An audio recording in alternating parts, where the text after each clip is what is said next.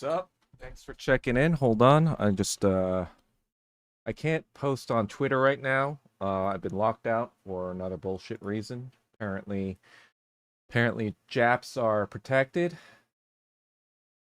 Japs, Jews and Jeets, the JJJ Alliance. Nice, David Tay. We'll have to see that in I guess 3 to 4 weeks. Hold on. Let me get something to drink actually. I'll be right back.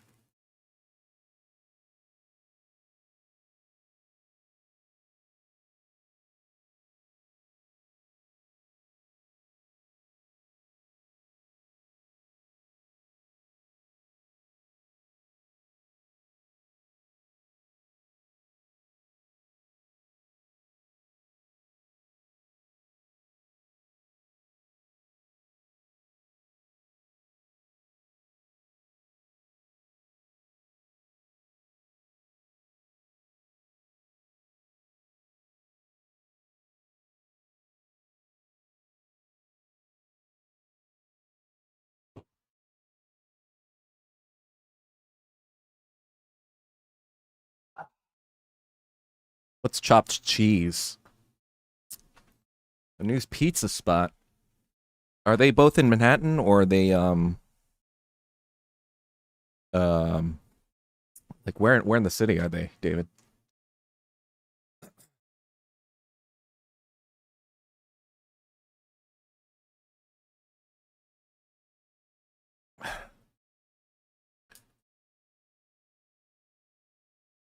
East Village? Oh, okay, that's good. So yeah. I titled this as such just because for the longest time, obviously, I've been researching the Nazis, as you might know. Because in 2021, basically my thesis was that Asians are the new Jews, right? Not, the current Jews. The Jews 100 years ago, when Zionism was really only like a very fringe movement. A lot of people don't know this, but until World War II, until like the end of the World War II, Zionism was actually only like 5% of Jewish people or whatever, maybe even less. It was mostly the rich petty bourgeois Jews and the bourgeois Jews who lived in England, and America and Germany. It actually pretty much started from Germany, ironically enough. The same city too. The same anti-Semitic mayor in Vienna who inspired the H man. Was also the one who inspired in the other direction Herzl, the other H man, I guess. Theodor Herzl and Adolf Hitler both were in Vienna during their formative kind of, I guess, ideological formative years. And, well, Herzl was also a fan of Nietzsche. And so, the ideologies, both Nazism and Zionism, kind of came from the same ideological fascist root. You know what I mean? In any case, the main point is that most Jews in Germany were not Zionist, actually. Because like nobody wanted to go to the Middle East at the time, right? Nobody wanted to, there was anti-Semitism, right? Obviously in Russia, and the more east you went, the more anti-Semitic things were. Of course, though, after the Russian Revolution, they clamped down on that shit and made it illegal to be anti-Semitic. So then Germany kind of became, the most anti-Semitic part of Russia. But even then, German, for the most part, obviously, they weren't like, for the most part, the pogroms kind of like ended in the 19th century. Up until, obviously the Nazi Party. And they were mostly contained in Poland and, Eastern Europe, right? And so while there was discrimination, obviously in Germany, I'm not saying there, obviously there was anti-Semitism. It was to the point where most Jews were like, you know what, it kind of sucks, but am I gonna uproot my life and move to fucking, the middle of the desert? No, right? Like, it'd be like saying, hey, Asian people, you want to move to, I don't fucking know. I guess Palestine or whatever to secure your safety or whatever. It didn't seem like a, it was like, all right, like, yeah, anti-Semitism kind of sucks, but it's not the level right now where I want to uproot my entire life and move all the way to the Middle East, right? Because obviously at the time too, it was undeveloped and compared to, the rest of Europe, right? You're uprooting your entire life to go somewhere that has no kind of like nothing really except for the promises of sovereignty, right? It's just kind of like that. That's the other thing too. They were like, how is this going to work? Blah, blah, blah. But obviously after that, the Holocaust, obviously, blah, blah, blah, changed the calculus, changed the way Jewish people saw Westerners or Europeans, right? Like they were like, all right, well, if you're going to do that, well, we need a place of our own, right? So that's where the logic sort of made sense to a lot of people, right? Where they're like, because of this fucking thing, I guess you guys, are just going to fucking kill us, so I guess we need a place, right? That's the logic. That's the internal logic. But in any case,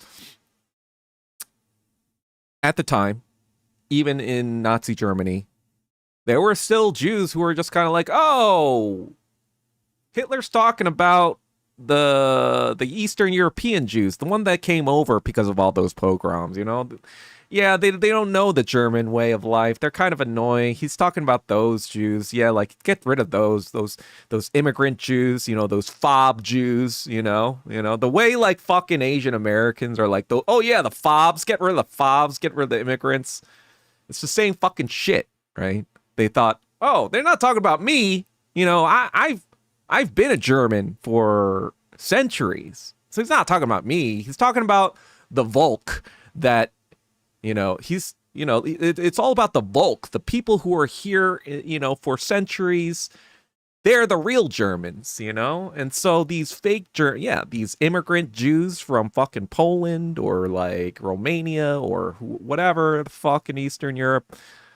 Yeah, get those guys out. They're not part of the German culture, They're not part of the American culture, like how some fucking right-wing Asian Americans, like, dog on fucking, Chinese people who are fobs or whatever, more fobby, right?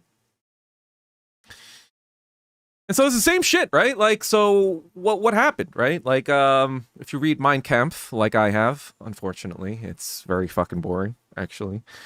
I probably should have. I wish AI was around when I read it because, like, then I could have just gotten the summary, right? But if you read it, it's basically blaming Jews for both, the fall of the Soviet Union, using, fucking Marxism to trick the Russians into, listening to these Jews that took over their country, right? So that was the risk of communism. The Jews are going to use this thing to take over our country and then just hollow it out, right? That was the whole fucking, anti-Marxism tirade. But then, on the other hand, he's also like, who created World War I to begin with? Well, it was those Jewish bankers profiting off the war, right? I mean, like, they wanted this war to happen to basically get richer. They wanted us whites, England and France, France, fuck France, but he was like, England's not that bad, you guys. It was the Jews that, the Jewish bankers in England that had them fight against us, to make money. The American Jews and the English Jews, and they were the capitalists, that were, ironically enough, those capitalists later funded the Nazi Party, but it's neither here nor there. But he was saying that it was Jews are responsible for communism, And Jews are responsible for capitalism, and they're just parasites, right? They just, they use communism to take over your country, and then they use fucking capitalism to get us killing each other, and they just profit, right? They don't do anything. They're capitalist parasites, and they're communist, instigators. We need to get rid of them because they're just causing trouble all over the place, right? And so, obviously, ever since the Cold War and the Korean War and Vietnam War, we know what the anti-communist side is, right? You look like a chink, right? Like, if you look like this, you're getting called a chink, right? And then what is chink associated with? Well, Chinese people are associated with communism, like the fucking robotic bugman, Asian bugman Chinaman who just does whatever. They're just all communists because they don't have any agency. They don't have any fucking, actual life in them. Like that fucking retarded Zionist was like, I don't think a Chinese person can process poetry. Never mind the fact that like these fucking anti-Asian things are directly fucking like Nazi tropes about Jewish people, right? That's literally what Voltaire said about Jewish people in the 1700s. But it's the same fucking rhetoric, right? These not creative Chinese people, they're communists. They just copy, right? They just copy whatever. But now we're getting, all of a sudden we're getting these Asian Americans are all privileged, they're all strivers in San Francisco. They're making this fucking Netflix slop, where they're, oh, boo-hoo, I grew up rich and, have Chungus life in fucking New York City, as if that represents, never mind the fact that represents like 0.1%, 1% of Asian America, right? The people who have enough fucking money to do that bullshit stuff, right? Obviously I'm part of that 1%, so I can say that, right? I know these kinds of people, right? I know these fuckers. But to paint the entire fucking community as that capitalist, striver, whatever, this is the same fucking shit, right? It's the same fucking shit. Like, oh, they're responsible for communism, but they're also capitalist strivers. So you know what? These Asian Americans, they probably have to go to some concentration camps once we go to war with China, right? That's what's fucking gonna happen. I'm seeing it all on all fucking sides. And, it's like ever since, 5 years ago, I've just been seeing it trend more and more in this direction. Obviously, the parallels with the Soviet Union and China are easy to see, but this other side of this, Asian Americans actually are the problem, right? Of capitalism, of Silicon Valley, of Hollywood, of, all these fucking petty bourgeois kind of like, kind of endeavors, right?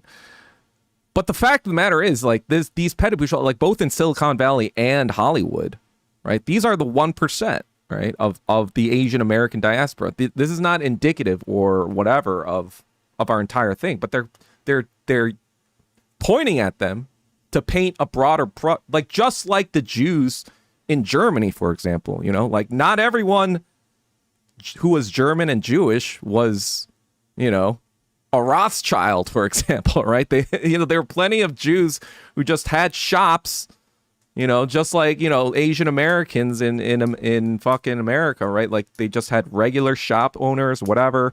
Kristallnacht, that was basically, the LA riots. The LA riots was the equivalent of Kristallnacht in 1938, 1992, same shit, right? Like, they were a bunch of Jewish small business owners who just got fucking wrecked.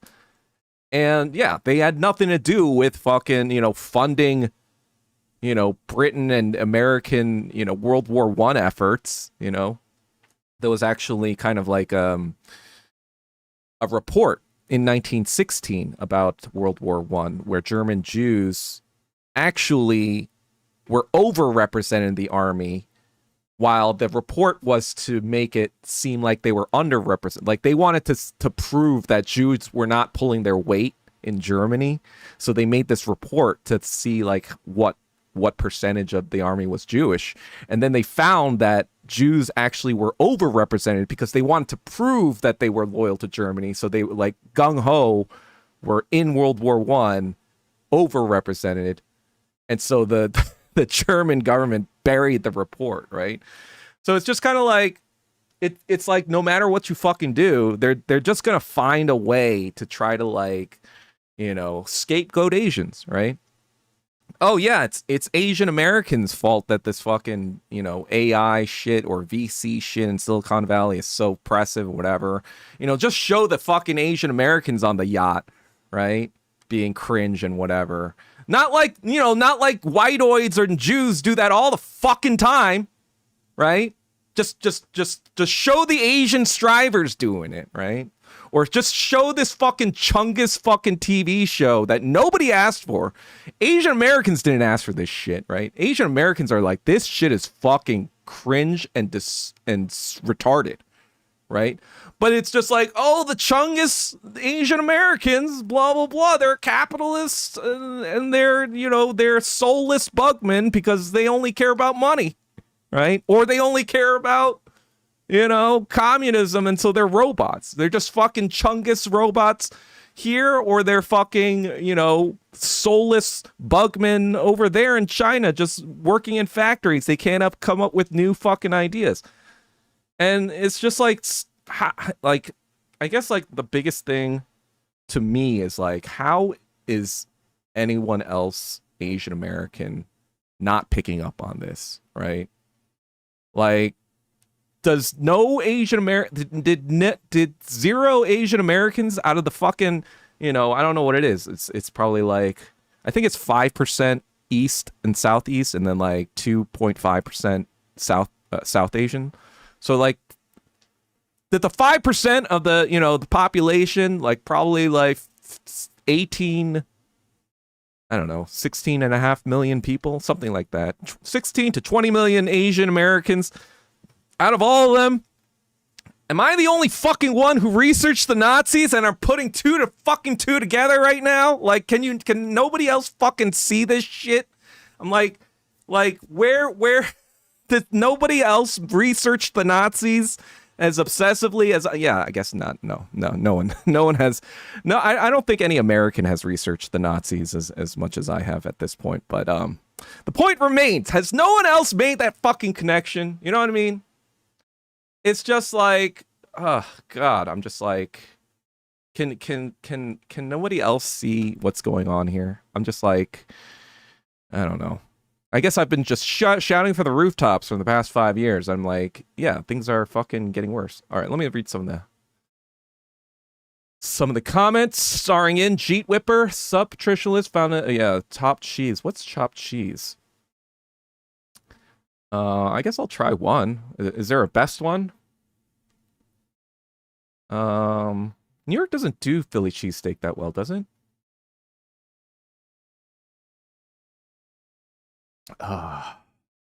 G's cheesesteak in Alphabet City is like crack. All right. So I was actually thinking, like, are most of you guys East Coast? Because I think a lot of you guys are actually in New York. So maybe we'll do like a meetup, you know, like every month or something. I want to make this more interactive, you know, more communal, you know, communistic, you know. As long as you promise not to kill me or something in real life. I don't know. I've got a lot of crazy people out there probably watching too. Be like, oh, where's it gonna be at? I'm gonna shank him for talking out loud his opinions and ideas.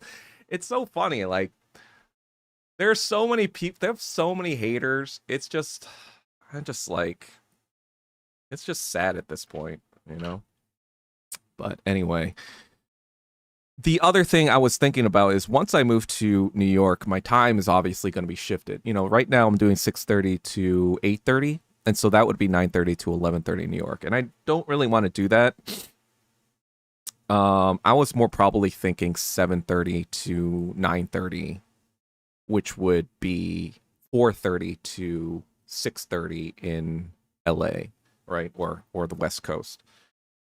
And the reason I want to do that is because I don't want to be staying up that late to do a stream, but I do think that um I do want to be more New York centric once I'm in New York, right? But also I was doing a little research, and like most of the population of America does live in the eastern and central. I think it was something like, let me see.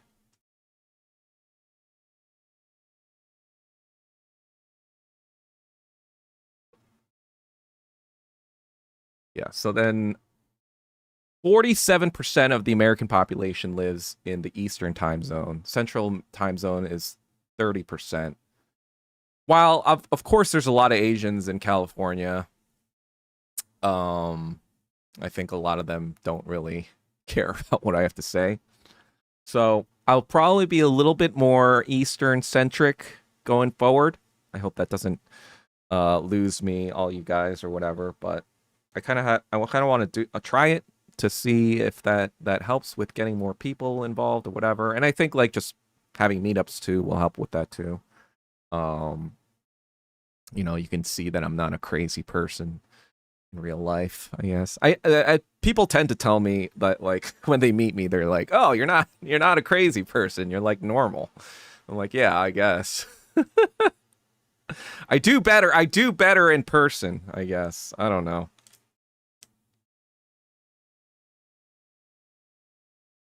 Well, that's a plus then. I'd rather not be famous then and get shanked.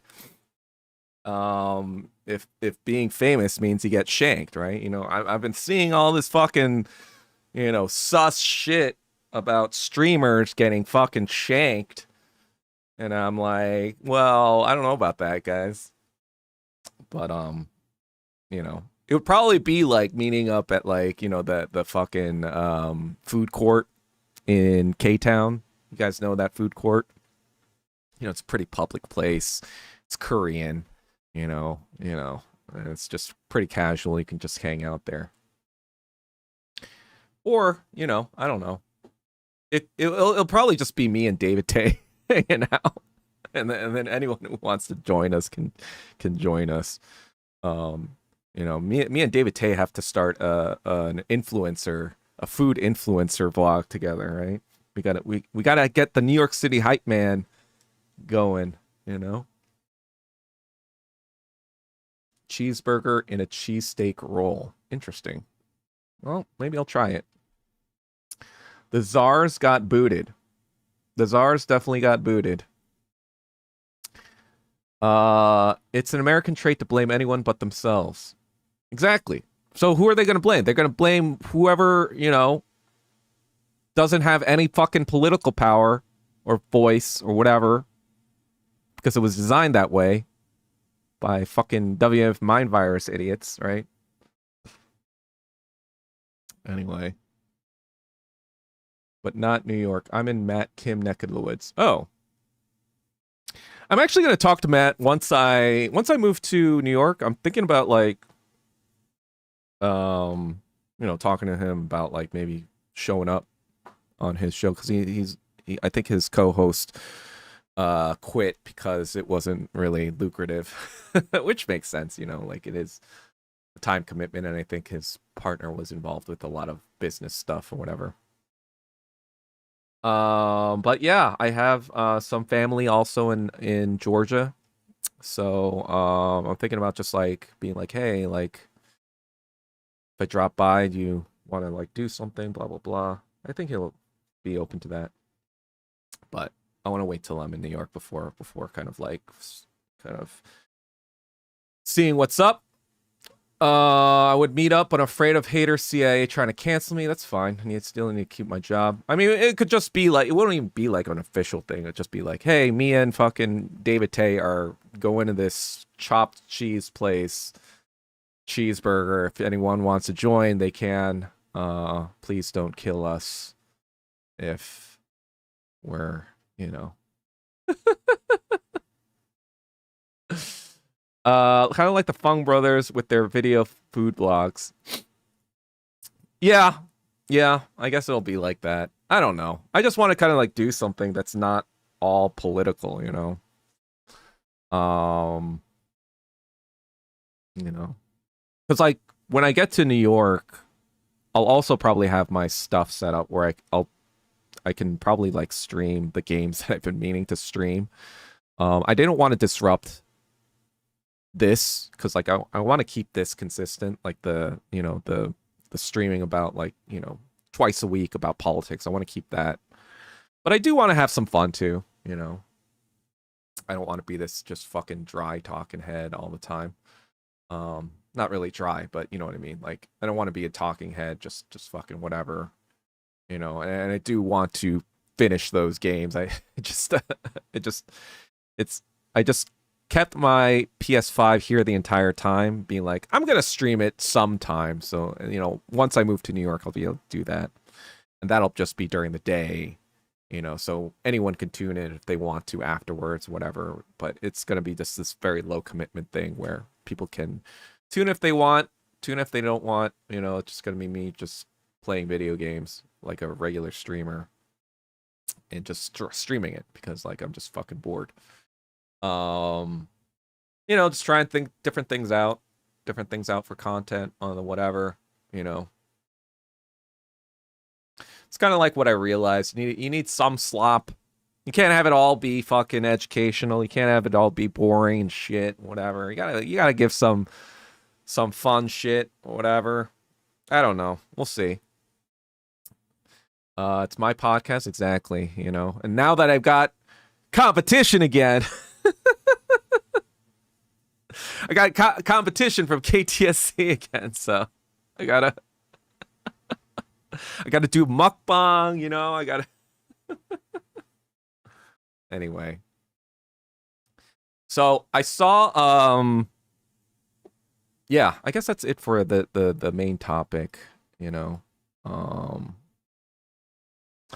I don't know. I just feel like in the past few weeks, but really like in the past year or so, I've been noticing that capitalism side heating up. Cause like, we already got the yellow peril. We already got the you're a commie chink. We already knew that aspect of anti-Asian hate, right?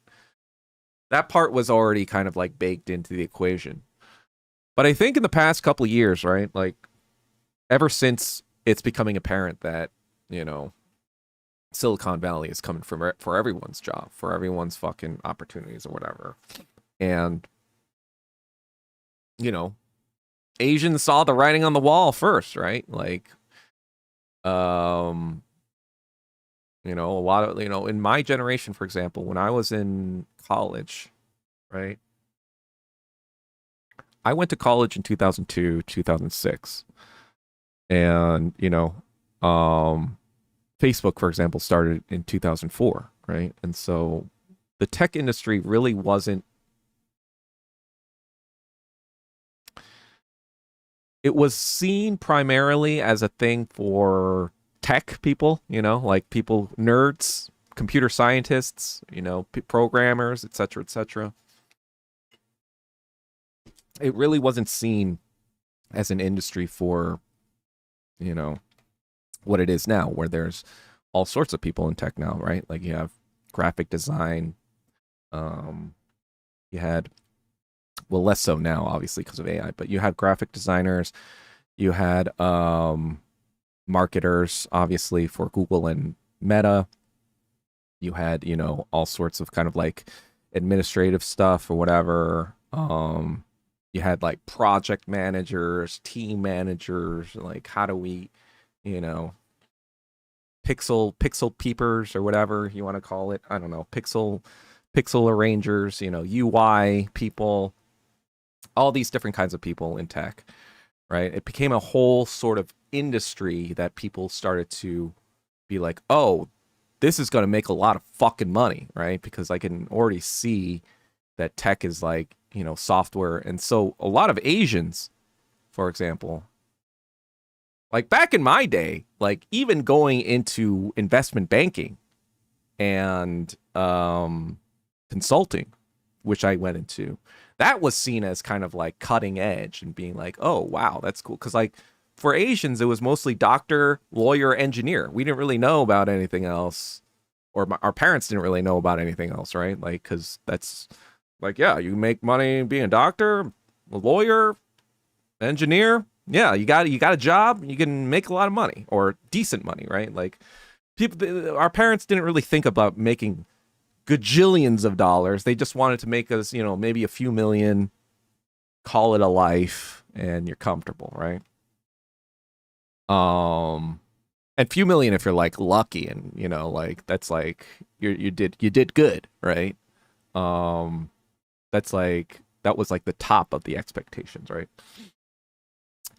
But then, being mathematically inclined, obviously, being scientists or engineer, whatever, all that prepared a lot of Asian Americans for big tech, right? So a lot of them were well positioned, right? And so we're getting a lot of this.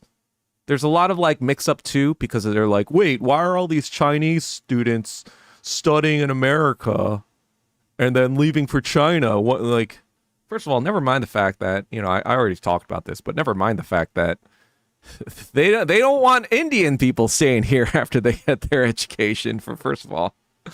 And second of all, yeah, for the same reason they don't want Indian. Like, what, you want the Chinese person to stay here now and take your job? I thought you wanted them out so you could get that job. So what are you saying? Because the tech bro is saying that they should stay, but then the person, the white person who's like, they stole my job. There's all these conflicting shits, but basically Asians are the problem, no matter what, right? Heads, it's Asians. Tails, it's Asians, right? But yeah, it's all of a sudden like now it's all of a sudden, wait, why are all these privileged Asians getting these jobs? Like,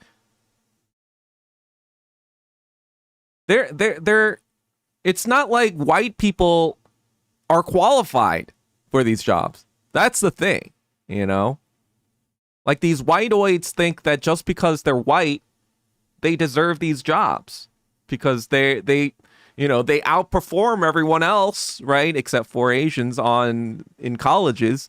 So, they should get all these high-tech positions that pay a lot of money. The problem is that differential between white and Asian is a lot higher than they actually know or they actually can conceive, right?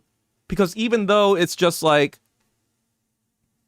an SAT score or whatever, like not only that, Asians are still outperforming them when they do get into these colleges, right?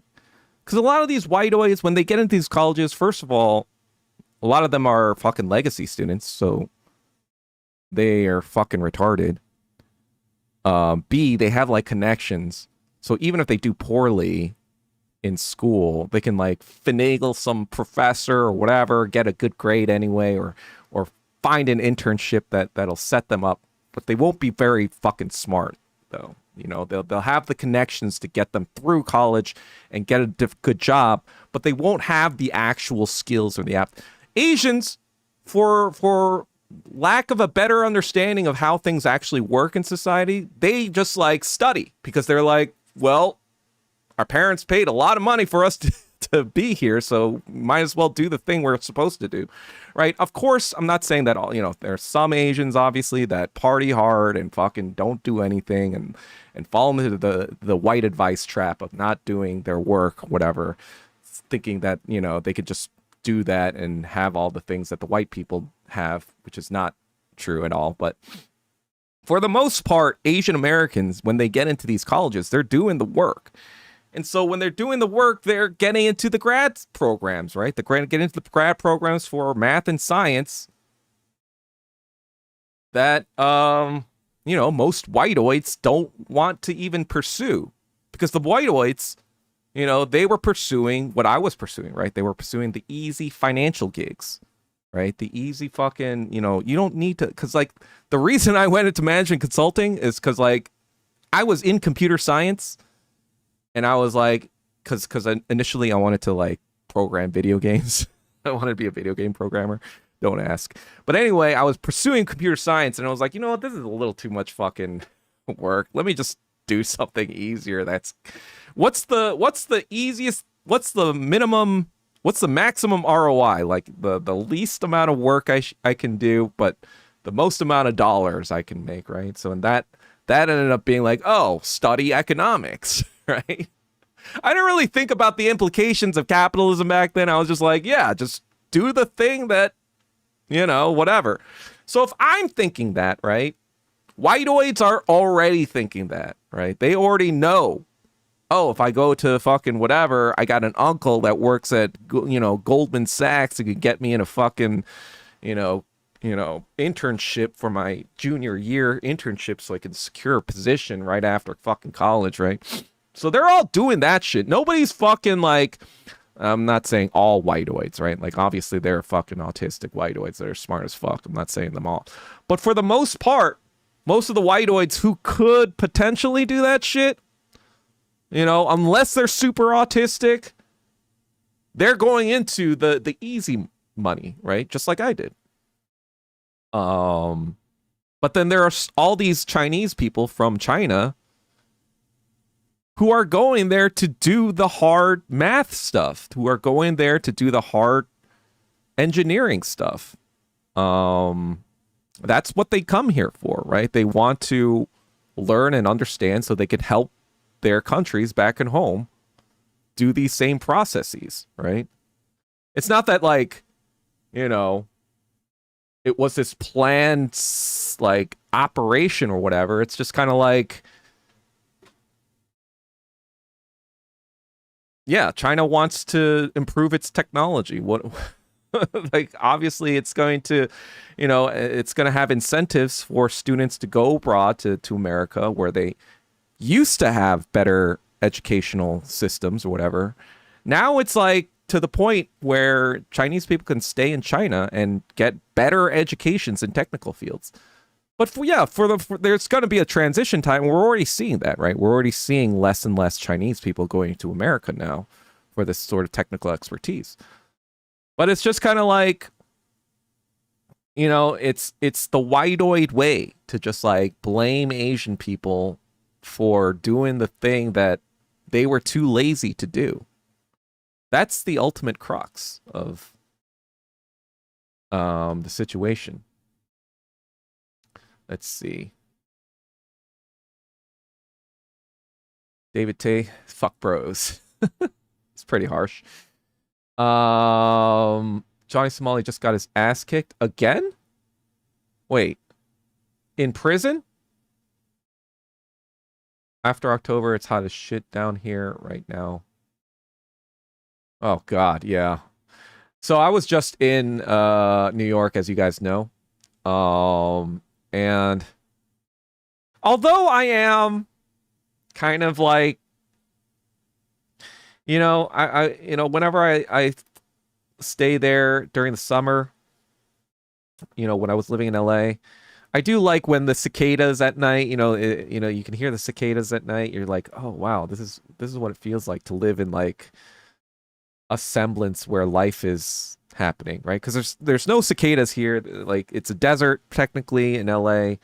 It's a different sort of kind of climate, and I was like missing the fucking like weathers, changes and like the seasons and all that. And I was like, kind of like, yeah, I'm like whatever. But when I was in, one of the things I don't miss about New York, first of all, I have allergies, so that's gonna definitely be annoying. But the other thing is that there are lots of fucking mosquitoes. Fucking mosquitoes. And I've been to Georgia before. I've been to Atlanta. And I know it's even fucking worse there. That's because I lived also in North Carolina. It's pretty fucking muggy there as well. But yeah, it gets fucking worse. It's just death swamp in Georgia. I can imagine. But mosquitoes are my fucking nemesis, that's for sure. I got like, I was in New York for like a week. I've already been fucking bitten like 10 times. It's fucking annoying. But yeah. Just out of boredom, I saw a geopolitical channel where Jiang Shukin talked about having violent diarrhea. Who's Jiang Shukin?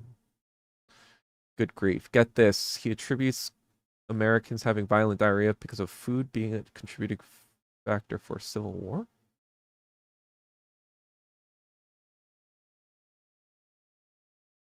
Wait, I don't get it.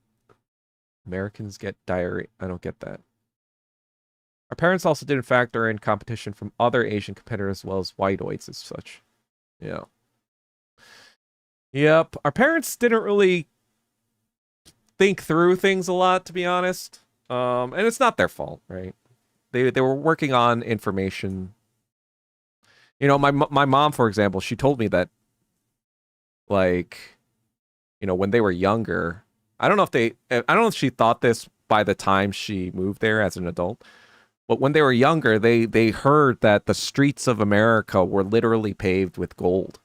You know, that's kind of like the literal impression a lot of Koreans had of America. And so this propaganda probably was just kind of like, you'll figure it out, you know?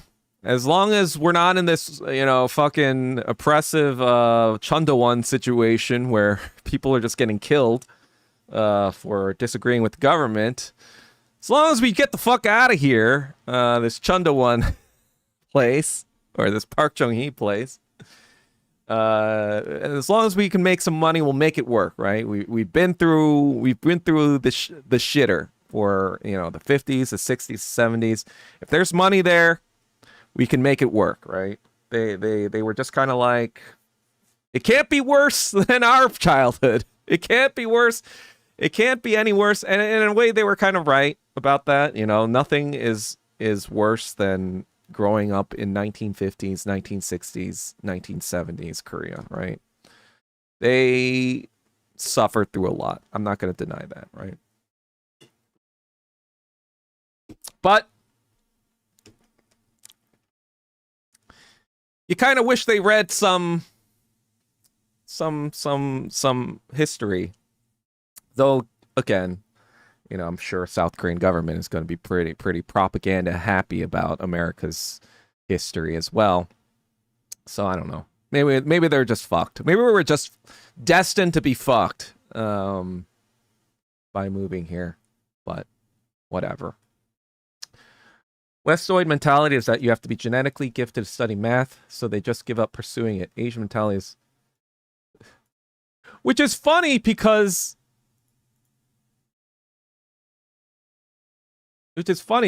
like, you would think, due to all the racism, they would have accepted, oh yeah, we always made fun of Asians for being good at math. Of course it makes sense that they're all in the fucking, you know, big AI jobs now. They were doing math the entire time, you know?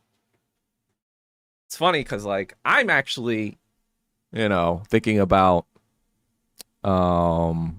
studying some math myself. I did take multivariate calculus and econometrics and linear algebra, just the first one in college, but that was over 20 years ago, so I'm gonna have to relearn some of that stuff. But basically, I was doing, you know, research on Hegel, on AI and whatever. And as I'm talking to AI, I was just kind of like asking, like, well, how is my understanding of Hegel? And it was like, you kind of have like a pretty good understanding. You have like a graduate level understanding right now. Not quite PhD, of course, but like you're like pretty good for just self-studying philosophy on your own. I was like, oh, okay, that's cool. And it kind of got me thinking, like, because like LLMs, you know, they can't, in my opinion, they will never be able to fully replicate consciousness. And I guess now reading Hegel, I kind of like have more of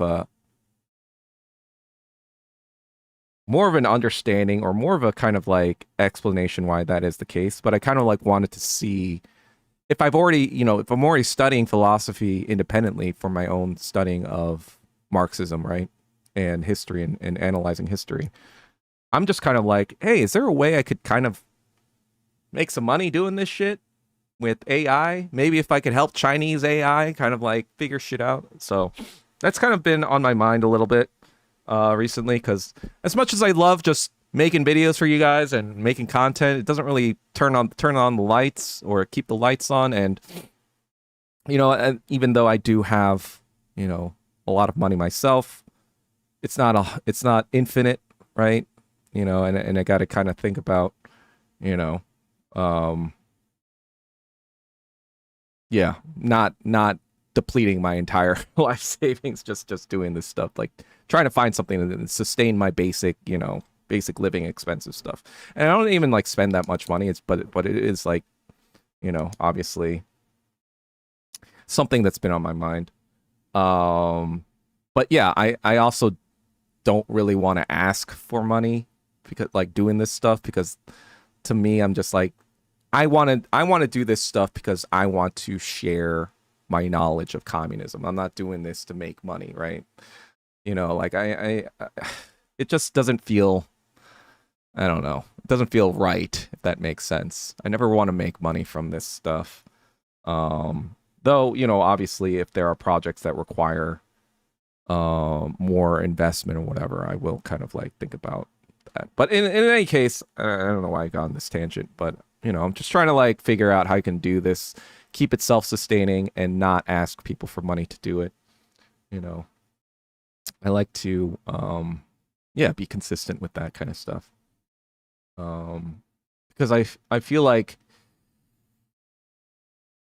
yeah, let's just say people who do this stuff for money, I feel like everyone is compromised. So I never want to be in that category.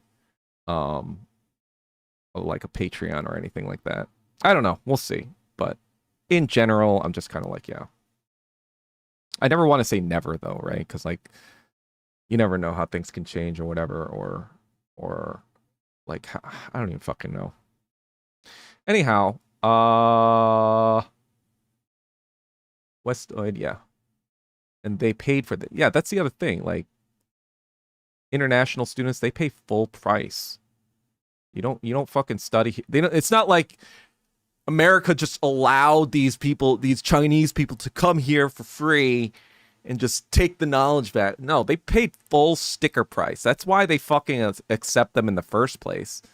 Because a lot of these American people, they just like have financial aid or whatever, blah, blah, blah. If you get an applicant who's willing to pay fucking full sticker price, you're like, yeah, fuck financially. I'm taking this guy, right?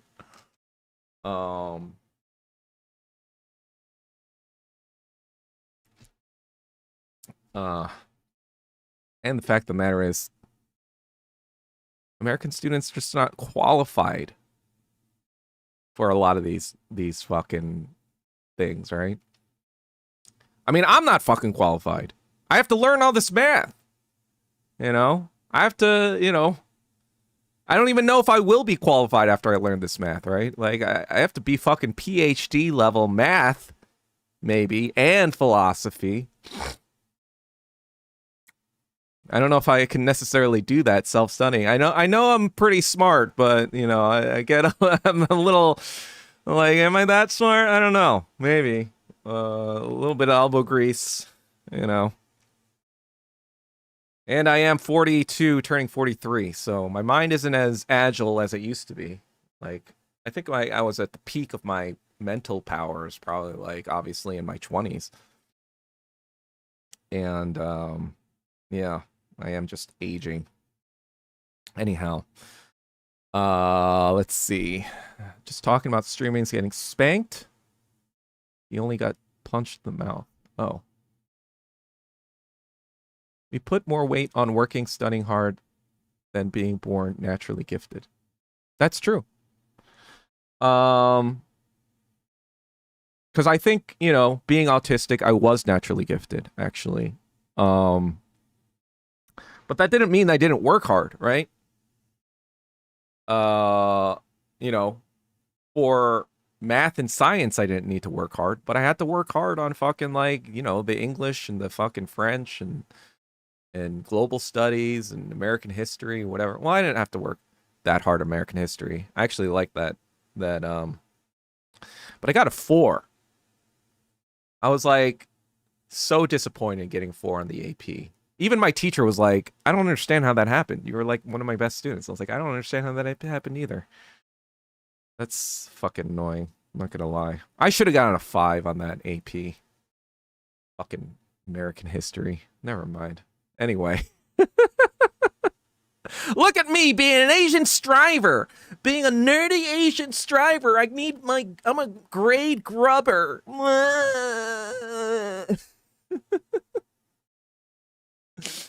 Shanked, lol, off magical stuff, Professor. Oh, fuck Professor Zhang. I just hear him like, nobody fucking listens to Professor Zhang anymore. He's just a fucking, everyone's like moved on from Professor Zhang. I will never understand the existence of mosquitoes. They've got to be one of Satan's creatures. Actually, did you guys see this Chinese invention? It was like this laser shit that was just lasering all these fucking mosquitoes. I was like, I need one of that thing. Like just to watch it just fucking laser. Apparently, mosquitoes are responsible for 1 million human deaths every year. Look it up. That's more than human murder from like war and everything. More people die from mosquitoes than like from war. That's fucking crazy. I think it was like on average 300,000 people or whatever died from war or something. I don't even fucking know. But mosquitoes, 1 million people per year die from mosquito, like, because they carry all these fucking diseases and shit. Take away race and ethnicity from college application, but see what happens. U.S. elite schools, especially top engineering school, whites. Well, yeah. I mean, we've already seen it happening, right? It was already the case at Caltech. Like, Caltech had never had affirmative action. And guess what? They were 45% Asian. I think they were like 40% white, 45% Asian, 40% white, and like all the rest, not those two. We don't talk enough about the Western Marxism PSYOP. What's the Western Marxism PSYOP, Cube? C6E. MIT Asian student body exploded after they removed race and ethnicity in the admissions process. What was the before and after Core 6 Beaver? They can't keep us down. They can't keep a good man down. They can't keep a good Asian down. He's making dollars. It's an option for you. Who's making dollars? My friend is making 20K a month doing AI OnlyFans. Well, I don't want to really make it like that, to be honest. I want to make it, but also by doing interesting stuff.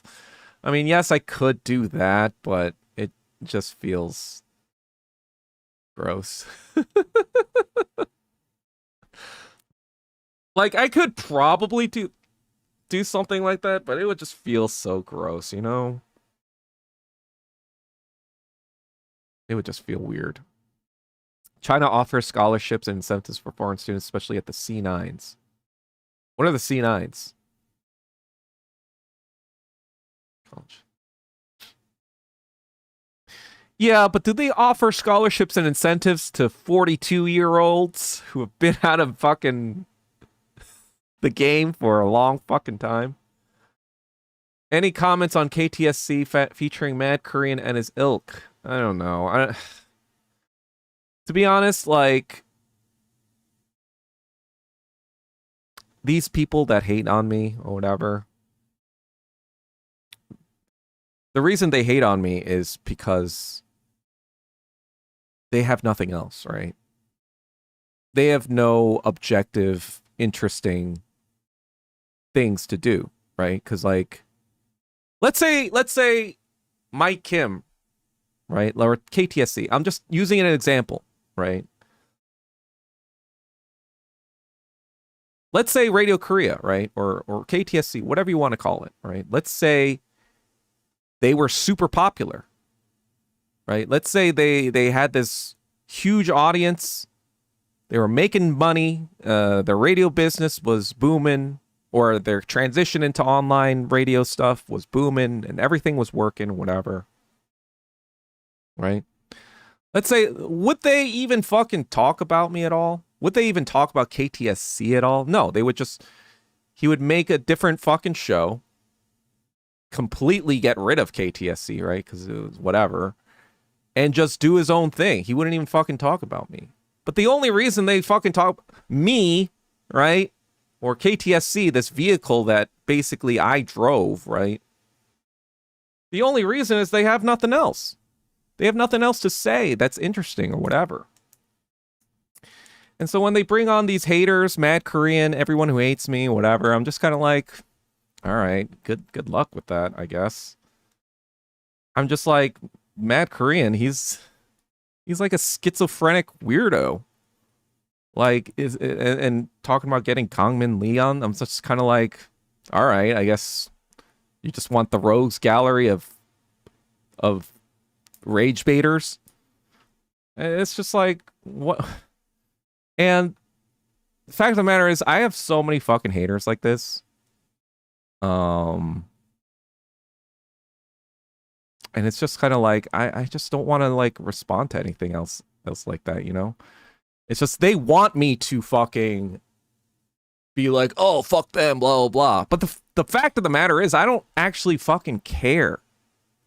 You know, I'm moving to New York. I don't fucking care. I'm leaving all this LA bullshit behind, Mr. 19YJC. I'm sure you're probably from fucking, you know, you might be even Mike Kim yourself, trying to fucking rile me up. But the truth of the matter is, it's just kind of like, there are so many people who fucking, you know, came into my circle because they saw that I was making shit that nobody else was making, doing shit, saying shit nobody else was saying, was willing to do everything, whatever, but everyone just fucking, you know, like, because I didn't want to, because they couldn't control me, right? That's the issue. They wanted to basically just control me and use me for their own purposes. But when I figured that out and I didn't want to be under the control, they just fucking all crash out at me and say that I'm this villain and blah, blah, blah, smear me with all these fucking lies. And you know what? It's just kind of like, I don't fucking care. It's fucking middle school nonsense. Like, people are dying in fucking Gaza. You know? Our fucking country is run by fascists. Our fucking country is cucked by the United States. You know? I don't have time for this fucking petty drama about, like, how much people, like, hate Doug Kim. I don't, it's like, grow the fuck up. Like, I'm sorry you had issues, you know, probably, like, psychological issues with your parents growing up, and this is how you get attention, by just smearing other people with lies or whatever, or talking shit about people who don't even fucking care that you exist, right? That's the thing. Like, all these people, all these fucking, like, haters of mine, they think that I am singularly focused on them. And I'm just kind of like, bro, I have so many fucking haters. Like, I get messages all the time about, like, fucking, you know, death threats and shit, blah, blah, blah. I'm just tired. I'm just tired. All right? Do whatever you want. Fucking have Mad Korean, have Kangmin Lee. I don't fucking care. Good luck. Good luck. You know? You know? To me, it's just like, I'm not even in the same fucking space anymore, right? If you're willing to have those kinds of people on your podcast or whatever, or show, it's just like, what are you even doing? What, like, you had Hank Yu or whatever, blah, blah, blah. It's like, what are you trying to accomplish here? Like, the rogues gallery of, like, random Koreans who all hate me? Is that the uniting factor? Just gather all the Koreans in the world that hate Doug Kim? I mean, Godspeed, 19YJC. Thank you. I guess I'm just like sick and tired, you know? Like, people want to make themselves the main character of my story. And the fact of the matter is, it's just like, I just don't have the bandwidth to care, you know? Like, literal tragedy has happened to me multiple times this year. And like it's just like this petty bullshit, these petty smears, these petty fucking accusations. I'm just like, grow the fuck up. Like, you know? Like work things out with your therapist, you know? Like or pay me $300 an hour. I don't fucking know. I don't want to fucking deal with this shit anymore, you know? C9s are the Chinese version Ivy Leagues. Oh. I guess like Tsinghua is part of that, I'm sure. Libtards there, though. Fudan is notorious. Where's Fudan? KTSC just streamed an hour ago, I think live stream. Well, whatever. Western Marxism acts as an intellectual counter-revolution to divert the left's attention away from revolutionary practice towards Ham's theory. Oh, yeah, for sure. For sure, Cube. Yeah. That is 100% true. Have you ever have you read Western, I think it's a Domenico Lacerdo book.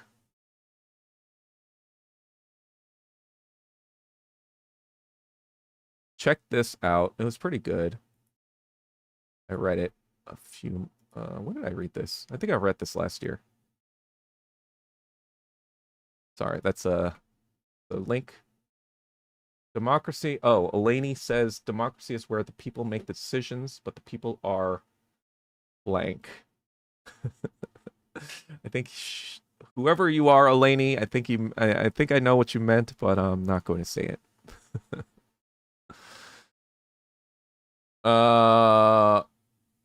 Mike Kim is fucking with you, streaming around the same time as you. I don't see that's the fucking thing. I'm just like, this is just, you know what it's like? It's like Schopenhauer trying to schedule his shit, you know, his classes to steal Hegel's students away and then backfiring because nobody went to it.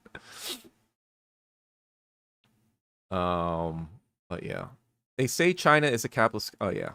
No, I'm not. I thought you were the best part of the dying show. Personally, oh, well. Thank you. I think I already said that. Hello, Doug. Long time no see. Sup, Wheel NYP. You think it's because a lot of topics you want to discuss in KTSC will get demonetized, so we ended up bringing the retarded Boba Lives on the show. I mean, then they left too. I'm just kind of like, what is this whole clown? I don't even fucking know. All the Koreans and Taiwan. Taiwanese Trotsky. You know, it's just kind of like,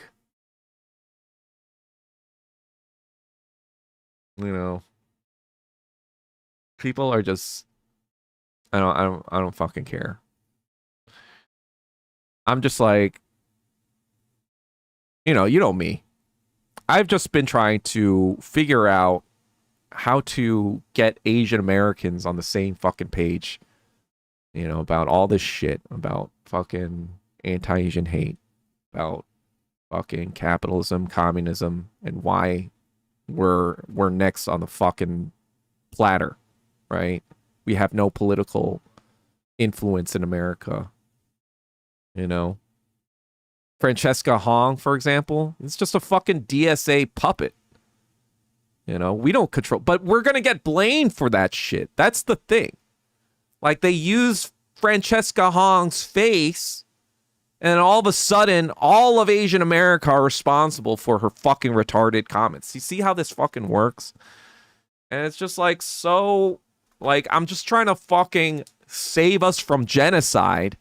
And these fucking retarded Asian Americans, these fucking Korean Americans, whether it's Zhang Yu or whatever, blah, blah, blah, they're just like trying to smear me for their own narcissistic rage. It's like, get over it. Get over your fucking, you know, uselessness. And fucking do something. Fucking do something useful. Right? Ugh, God. It's just so fucking annoying, man. But, oh. No worries, Cube. He also wrote Liberalism, a book called Liberalism. It's a pretty good book, too. I would recommend all of Lacerdo's books to read. Um, but yeah. Fudan is a university in Shanghai, part of the CNO. Yeah, I think Shanghai, everything's going to be a little bit more liberalized. I think, like, ultimately, if I were to move to China, I'd probably start in Shanghai, but I wouldn't want to end up there because I feel like it's just. Well, it's not as bad as. It's not as bad as in LA, right? Obviously. But I assume that it might have annoying people. KTSC dead is just a rotten stinking. Moved on. Well, it's KTSC has been dead, but I think what's been happening, or so I've been hearing, is that they're I don't know they're what are they doing? I don't know. They didn't they have a new return, the Korean History Vanguard. I don't even know how he rounded these people up, to be honest. I don't even know who any of these are. But I guess Mad Korean is an actual Korean guy. And this first time I'm seeing him, a picture of him. Is he that? I think he's the guy. He's like, kind of looks like Young Kim, actually. This format is better, like mine. Speaking of rotten sticking meat. Yeah. Francesca Hong, I'm just kind of like, God, this is just like, I swear to God, I'm just kind of like, between this and that fucking Netflix show and everything else that's been coming out, I'm just like, this is just like a psyop. They just want to make Asians look terrible to all Americans. And how do you do that? You make them fucking make this cringe goy slop on Netflix, and then you make fucking, their most psychotic people, run for governor, and have all their psychotic tweets come out. But yeah, I don't fucking care. Anyway.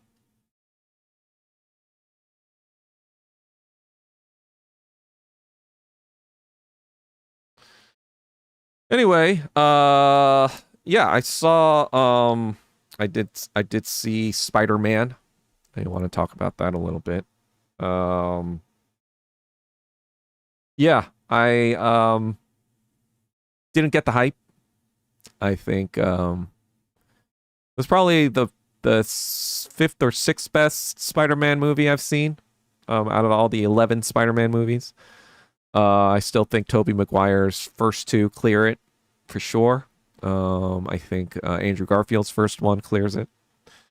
I used to be a huge Spider-Man fan too. I read the comics. Spider-Man and Fantastic Four were the Marvel comics that I bought and read when I was a kid in the 90s. But I think I was it was the big three, right? The big three was like Superman, Batman, and Spider-Man. I always preferred Spider-Man out of all three. Um, and like, in the first one, I think I might have said this already, but in the first one, it's so apparent that it's like, this is what Stan Lee intended, right? Stan Lee has Peter Parker growing up in Queens, right? This is back when Queens was, a lot more white, I guess, or white and Jewish, I guess, and less Korean and Muslim these days, I suppose. But Peter Parker, he was from a working class family, Uncle Ben. Um, even the first movie talks about like wages and whatever. So you're like, oh wow, we're getting into actual working class ideology here. And in the first one in Toby, like he's literally fighting against a defense contractor, capitalist, Norman Osborn, who's trying to make money by selling weapons to the U.S. military. That's his primary drive. And, you see the stark contrast between like with great power comes great responsibility, right? You see that in action. Obviously it's very played out by now, but, you see the Uncle Ben sacrifice of someone who decided, I'm going to do the right thing even if it costs me my life. And like, so that lesson stays with Spider-Man or Peter Parker, um, as his defining kind of like foundational myth, right? Like that's his foundational kind of like who Spider-Man is contained in that event. In the fucking more recent one, right? In Homecoming, for example, that's when it starts, 2017, when they introduce this MCU Spider-Man. Immediately, he is fucking like glazing Tony Stark as if he's like God's gift to humanity. And he's also like, oh, when can I be Avenger? When can I be Avenger? He's like, he doesn't give a shit about the neighborhood, right? That's what his essence is. He's the friendly neighborhood Spider-Man. But in the fucking Homecoming film, he's still a teenager, so it's like he probably just recently became a Spider-Man, but he can't wait to not be, the friendly neighborhood. He wants to fucking be an Avenger immediately. And he's glazing Tony Stark, who started as defense contractor and essentially is still a defense contractor, right? It's just like, now I'm fighting for the world, but it's up to me, right? Like I have that agency. I should have that power, right? It's almost kind of like the antithesis of great power comes great responsibility, because like Tony Stark has almost like unlimited power in the kind of like capitalist sense, right? And Peter Parker is aspiring to that, right? Even in the second movie, he's like, oh, now I've got, these Edith glasses that Stark left me or whatever. And then the third one, he's got Tony Stark's technology too, to like create all this other stuff. And this one, it's just kind of like the same fucking shit. It's like, how does this guy have all this fucking technology in his apartment? And then he's working for literal like feds. He's working for the feds, It's like, it's damage control. The very feds that basically created Vulture, right? The conditions for Vulture to exist. Now he's working for them. It's like, did you not learn anything from fucking like they're basically CIA agents or feds that are gonna experiment like in the fucking movie. They're gonna experiment on people and whatever and do all this Fed shit. And he's working for the feds. And, there's this flock camera thing where he's just like, oh, yeah, I'm just fucking using flock cameras to spy on everyone.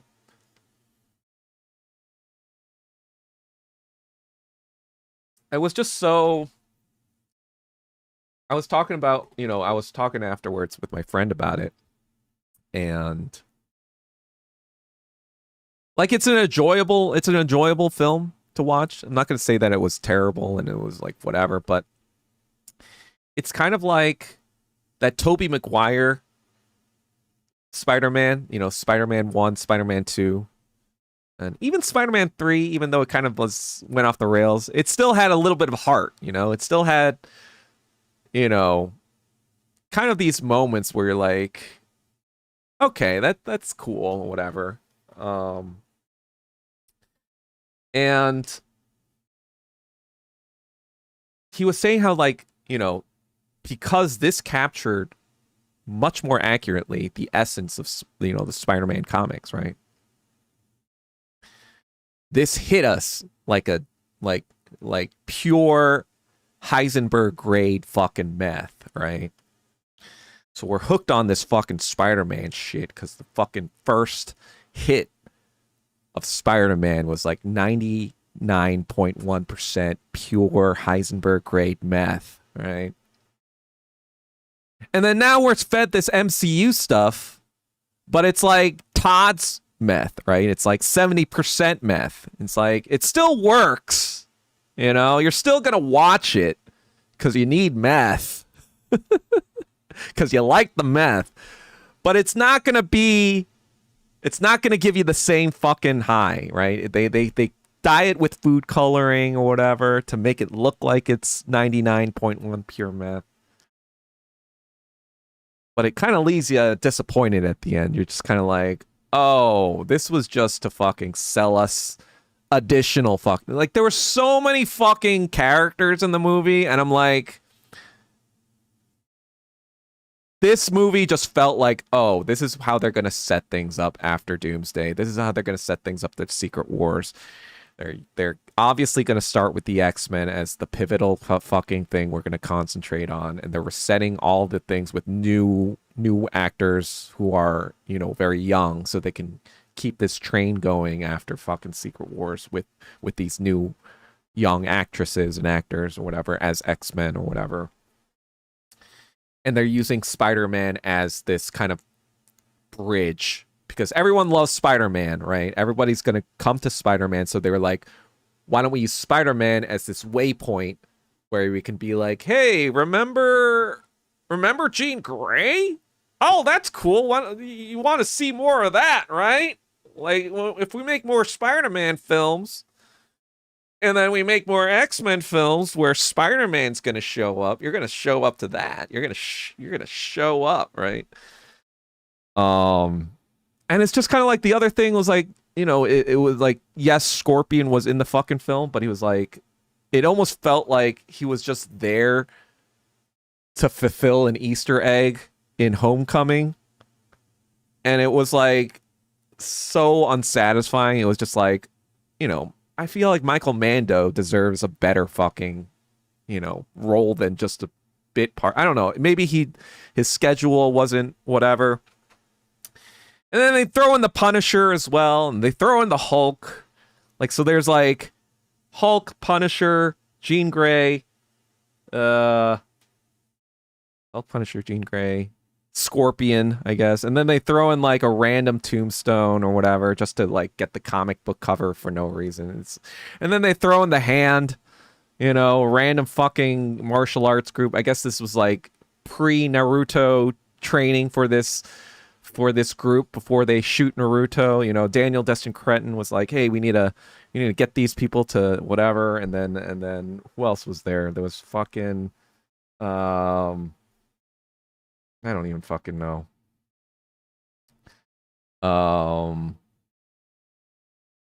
It was just like a slop festival, you know? It was just like, it just felt very corporate. I don't know. I feel like MCU Spider-Man is like just super corporate. It's just safe, you know. All MCU Spider-Man is meant for is to draw people back into the MCU kind of like universe. You know, even in the first iteration, it was just like, oh, my first appearance is in Civil War to be Iron Man's, you know, sidekick, basically. Oh, I'm trying to impress Iron Man in my first movie.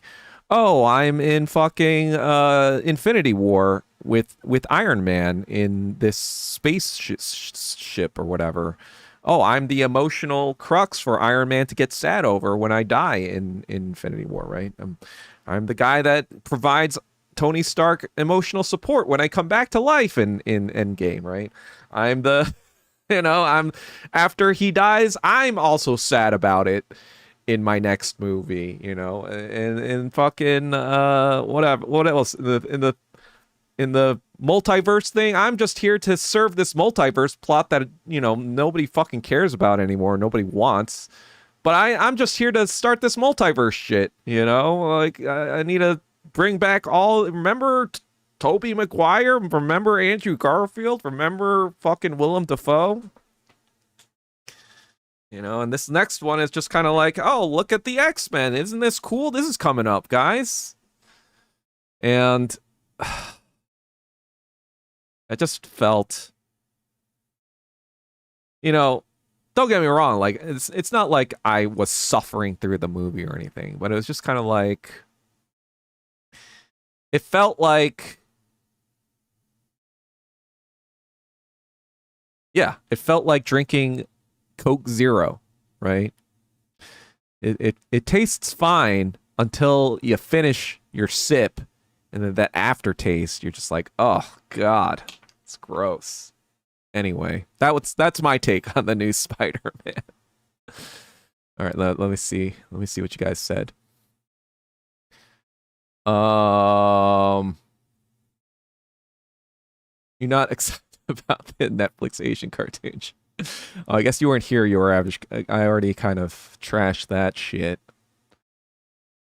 What Netflix show came out that's anti-Asian?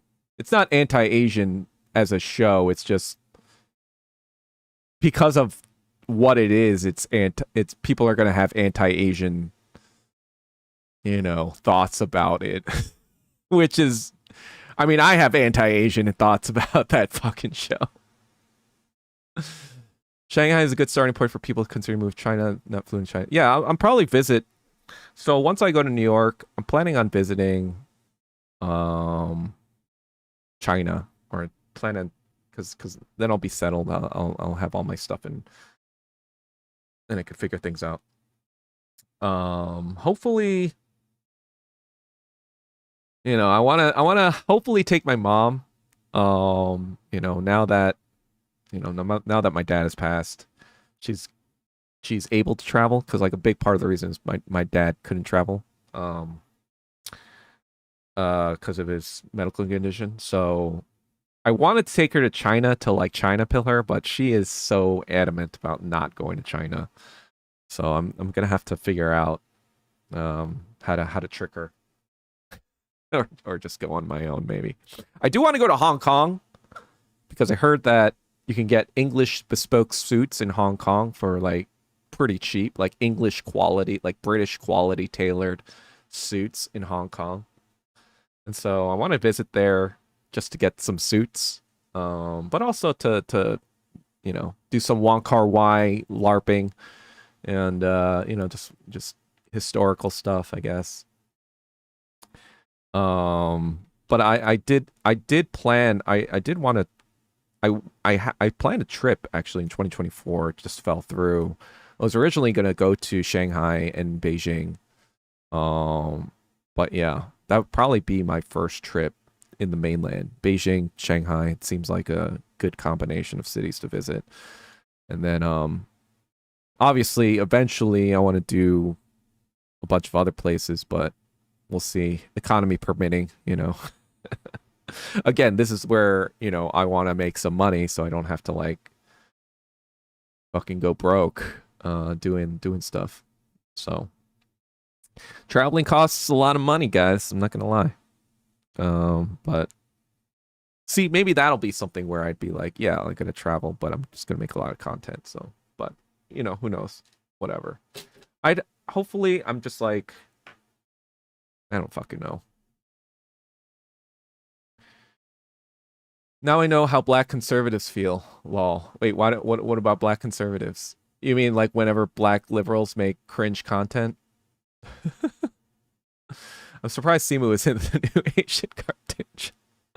So I looked up a little bit of the the cartoon show, and I think one of the main producers on it that probably got it through is Alan Yang.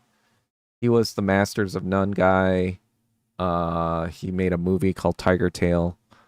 Originally he was working on shows like NBC comedies like Parks and Rec and The Office, I think.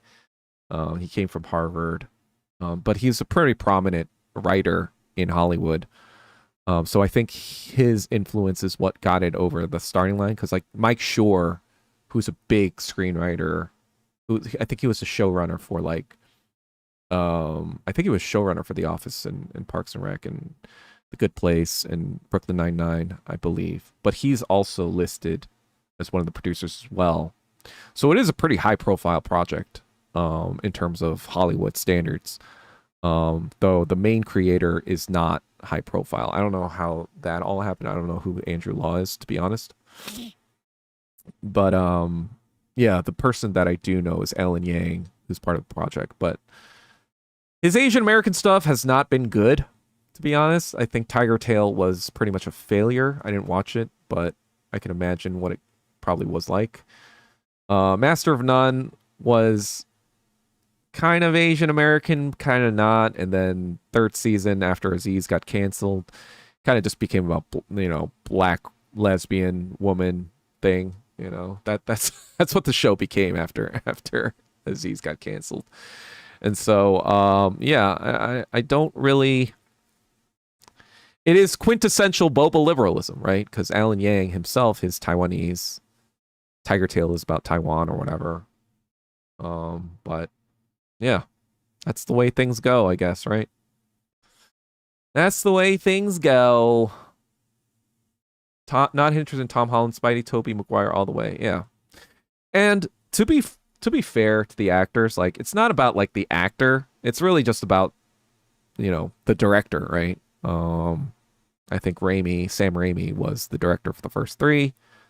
And I think, you know, obviously John Watts was the director of the first three Tom Holland ones. But it's just kind of like once you're set on that path, it's like Daniel Desmond Cretton, like there's probably, he probably couldn't change much. Like there was probably a mandated, like we want the Punisher here, we want the Gene, like they probably set out the beats that they wanted. It was up to Daniel Desmond Cretton to make it all work. I would say probably the one influence he had was adding the hand, because that shit was just random as fuck. I was like, what is this, like ninja team or whatever? Is this just to make? I had so many issues with the fucking movie too. Like the internal logic just didn't make sense at all. Like if you think about anything from like that, this movie is made for the Gen Z TikTok, you know, on their phones. They're not even listening because like if you deconstruct the logic, you're just, like none of this fucking makes sense. Like why didn't Jean Grey just appeal to Spider-Man's morale and be like, hey, you're working for people who kidnap people? You know, why did she have to wait till she was, you know, tranked to be like, oh, my sister Sarah? You know, it was just like so fucking stupid. Sorry, am I spoiling this? I don't know if I assume everyone watched this if you're gonna watch it, but everyone who was gonna watch it has probably watched it by now. So I'm sorry if I'm spoiling it, but you know.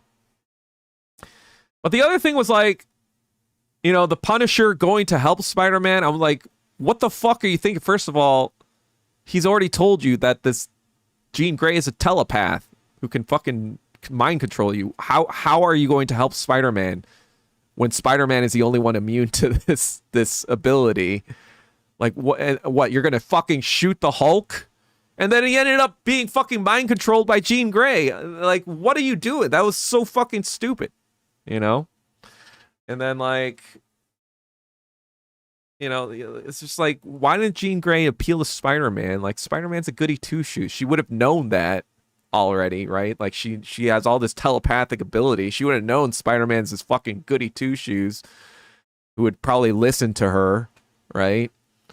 You know, you got the Punisher just fucking going into, you know, he has no superpowers. He's just got weapons.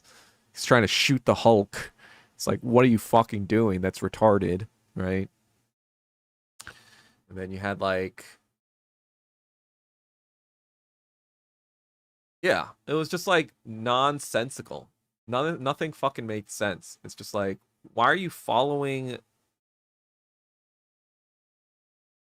You spent 4 years, you know, avoiding contact, but then all of a sudden you see Ned, you know, in the city or whatever, and then you follow him to his apartment. Like, what are you fucking doing?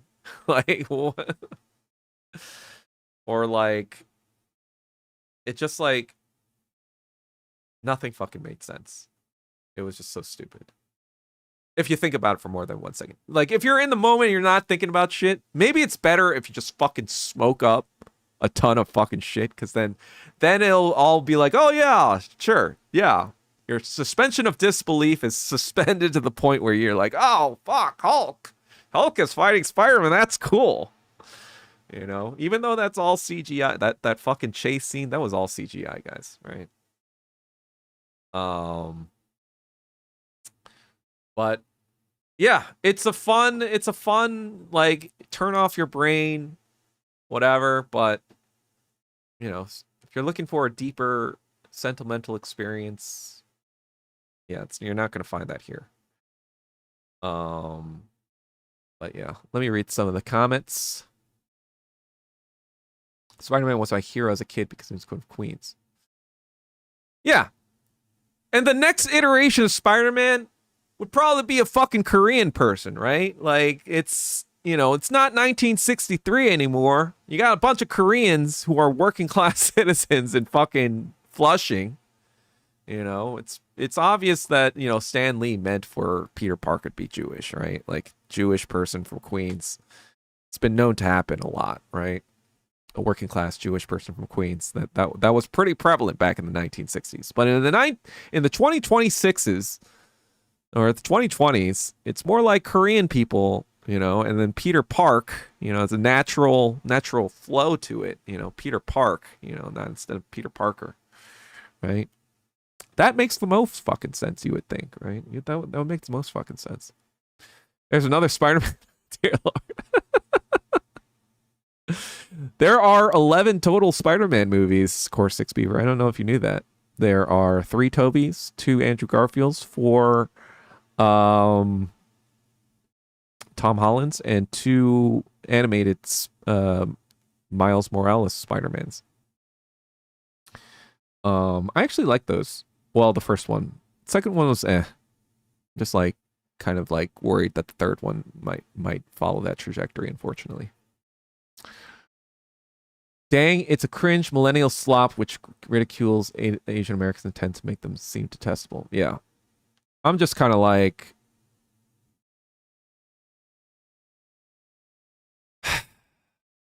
yeah.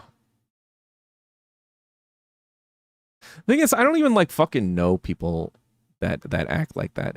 It doesn't even feel authentic, Like I was an Asian American in New York City, right, with all these petty bourgeois Asian Americans, but I've never seen shit like that cringe fucking shit. It's like a very subset of like white worshipping Asian Americans who do that shit, who have no fucking Asian friends. And so it's just like fucking annoying to see that bullshit. Spider-Man is for Forest Hills, right? If so, there's a lot of Jewish people. I'm not sure.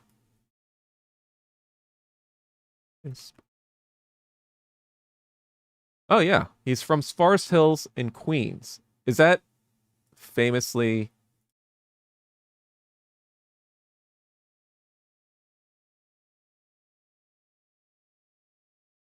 Oh wow. Oh, so in 1970, so Spider-Man came out in 1963. Let's see.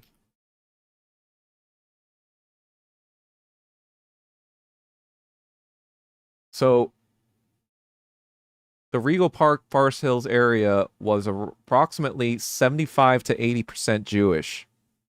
So yeah, Stan Lee meant for Spider-Man to be Jewish, I think. He didn't specifically say that, but I think that was the intention. I think out of all the characters, Spider-Man was probably Stan Lee's cipher. So Stan Lee, I think he's a Romanian Jewish, comes from a Romanian Jewish family. They moved to America, I think, in the 1920s, so before World War II. So that's why I don't think he's a Zionist, because like their family didn't grow up Zionist, and they're probably anti-Zionist at least, but before the war, I don't know what their obviously positions were after, but Stan Lee never declared support for Israel, so I guess that's a good thing. But yeah, now at the present day, the Forest Hills Jewish population is around 36%. So yeah, like I said, times are changing, right? You went from 75 to 80% to 36%. And the people that came in weren't, non-Jewish white people, right? People who came in Forest Hills, not just, white people that replaced those Jewish people. It was.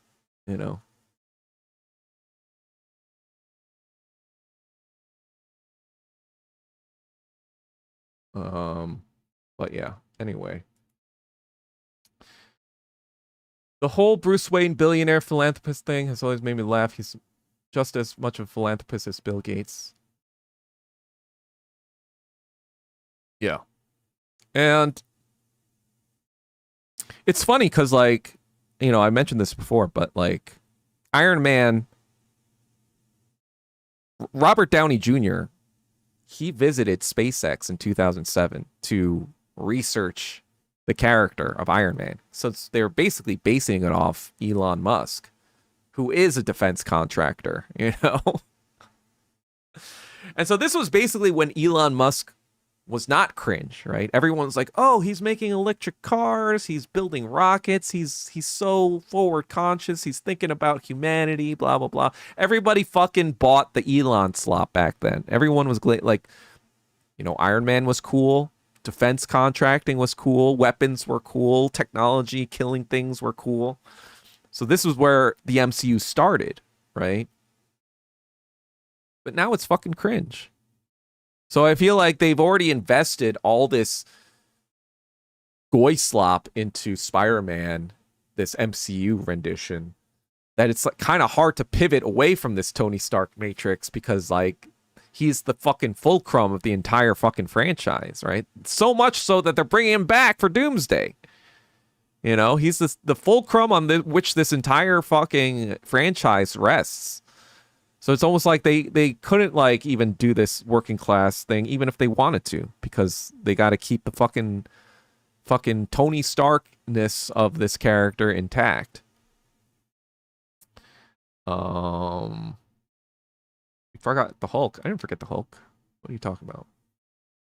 Haven't watched the Western movie in theater since Blade Runner 2049.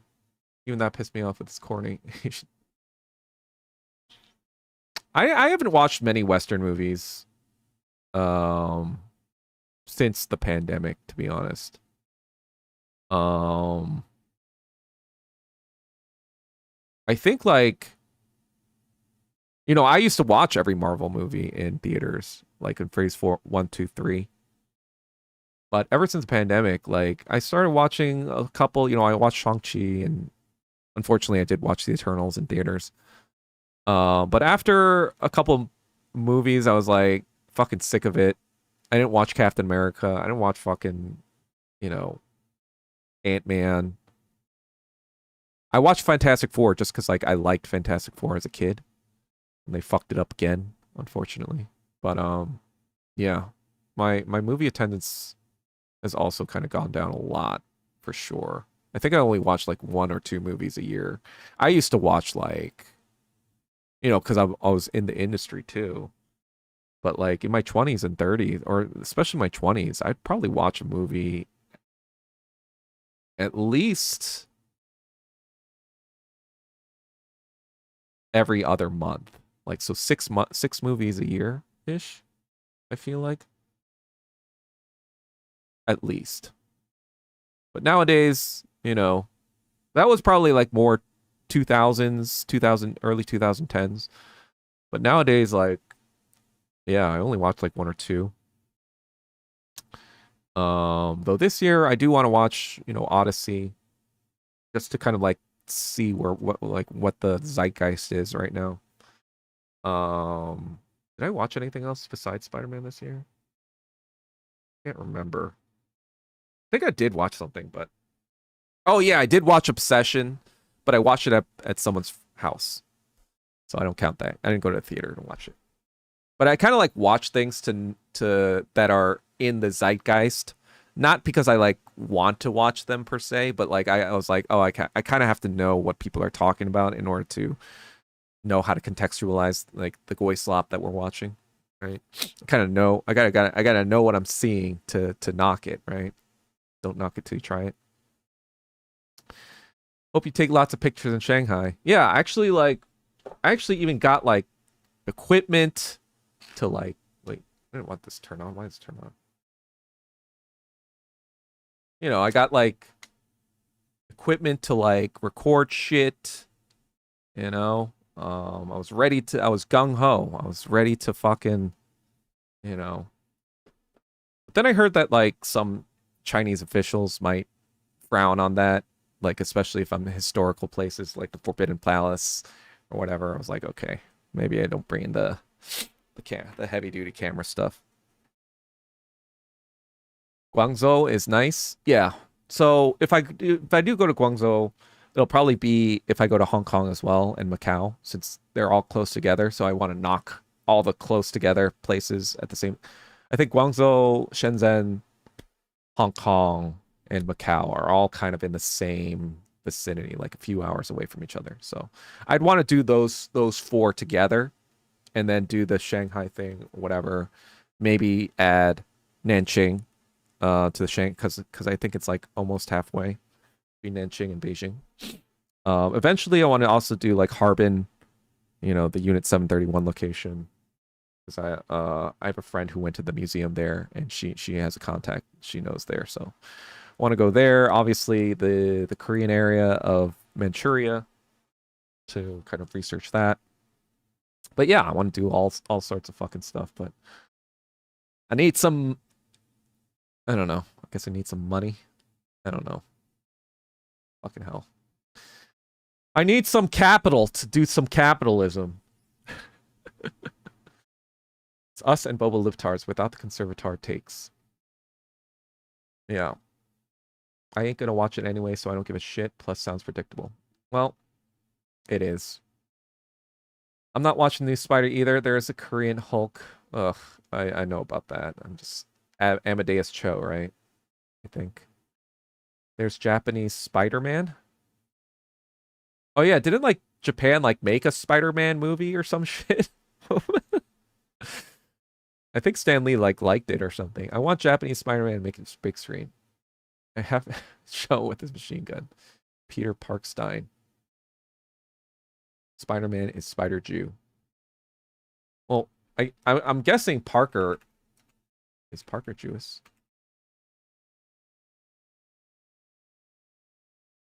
Oh, it's an English occupational surname, meaning keeper of the park. See? Canonically, Peter Park is actually more accurate since, you're not going to have a fucking British. Well, I guess Tom Holland is British, but you're not going to have a British Spider-Man in New York City. That's for sure. Anyway. But, maybe it's all for the best, right? Because, that's the thing we all hate, right? Cringe Asian Americans want to be like, oh, let me race swap into a traditionally white role, and I'm now represented, or I'm Asian representation. So forget that. Fuck Peter Park. We're not doing that. Fuck the whiteoids. I don't care. The fucking character needs to die. Like, if you're gonna fucking Tony Stark the character just needs to die. The character, maybe the character now is obsolete. Maybe, because that's the thing too, right? Like, if the essence of Spider-Man is this working class hero, right? But obviously in today's society, there is no working class anymore. Not, it's been hollowed out. It's like the middle class, for example, it's been just hollowed out. It's all just like destitute people or, really rich people. There's nothing really in between. So in that fucking scenario, this character doesn't even fucking make sense, right? Because in order to have that tech, all that fucking tech, he'd have to be probably working for an AI company, right? Which means he's part of the fucking corporate capitalist machine. Which is funny because, in the movies, Zendaya is like, oh, I didn't take the offer because it's so corporate. It was like, well, yeah, well, guess what? Your ex-boyfriend Spider-Man has to probably do that, or otherwise his character doesn't fucking make sense. Like, what, he's going to be this poor guy that has this 3D printer in his fucking room and just fucking 3D print all the latest technology that he could just create an inhibitor technology that doesn't even fucking exist. Oh yeah, just like, what do I do, Dr. Banner? Well, all you have to do is replicate the DNA and then you just mute those things, blah, blah, blah. I'm sure you could do it. You're a grad student, right? Ugh. It's like, no, fucking moron. What are you talking about? And just like Zendaya oh yeah, Before I went into aerospace, I was a biomedical engineer. I took some courses in bioengineering at MIT. Let me just look at your fucking little thing and be like, oh yeah, well, see the gene expression thing is being whatever. Have you considered the magnetism that's blah blah blah? It's like, what the fuck are you talking about? You're telling me some fucking undergraduate classes in biomedical engineering has helped you discern this fucking technology that is like cutting edge and doesn't exist anywhere, that the damage control CIA will later use to inhibit other superheroes. I'm sure that's going to be the fucking story, right? It's going to be, how do we use this chip to fucking put on the X-Men so they're not fucking X-Men anymore, and we can fucking put them in labs and have the Sentinels all fucking laser them,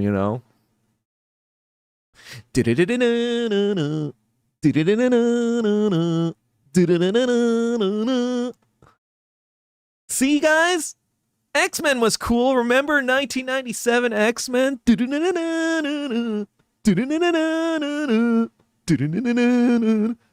See, we started with the Avengers. They're not even cool. The X-Men are cool, right, guys? Like, fuck you. Fuck you.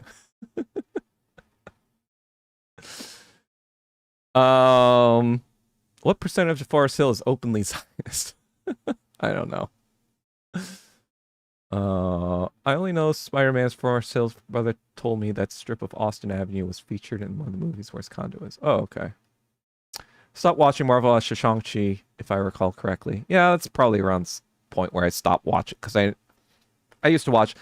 It got to the point where I didn't even fucking watch some of these movies on Disney Plus. I was like, I don't even care anymore. By the end of phase 4, I was like, I don't even fucking care. After phase 4, I only watched Fantastic Four, I think. I sympathize with those who have nostalgic value for the MCU. I just never had that, so can't fault anybody for it. Well, if you think about it, the MCU is basically white liberal propaganda against the Soviet Union. Because you already have the conservatives, right? You already have the conservatives who are like, fuck communism, blah, blah, blah, and beating on the war drums, you had Eisenhower with the fucking domino theory and, blah, blah, blah, et cetera, et cetera. Yes, I know Truman started the Korean War, but, the Republicans are on the war drums. They're beating it. They're beating the war drums. So you had the liberal side be like, well, the liberal side has to take care of the criticisms from the USSR of like, USSR was like, you guys are lynching black people. That's not very democratic of you guys, You guys are doing this and this. That's not very democratic. So you had the white liberals in America who were also anti-communist, right?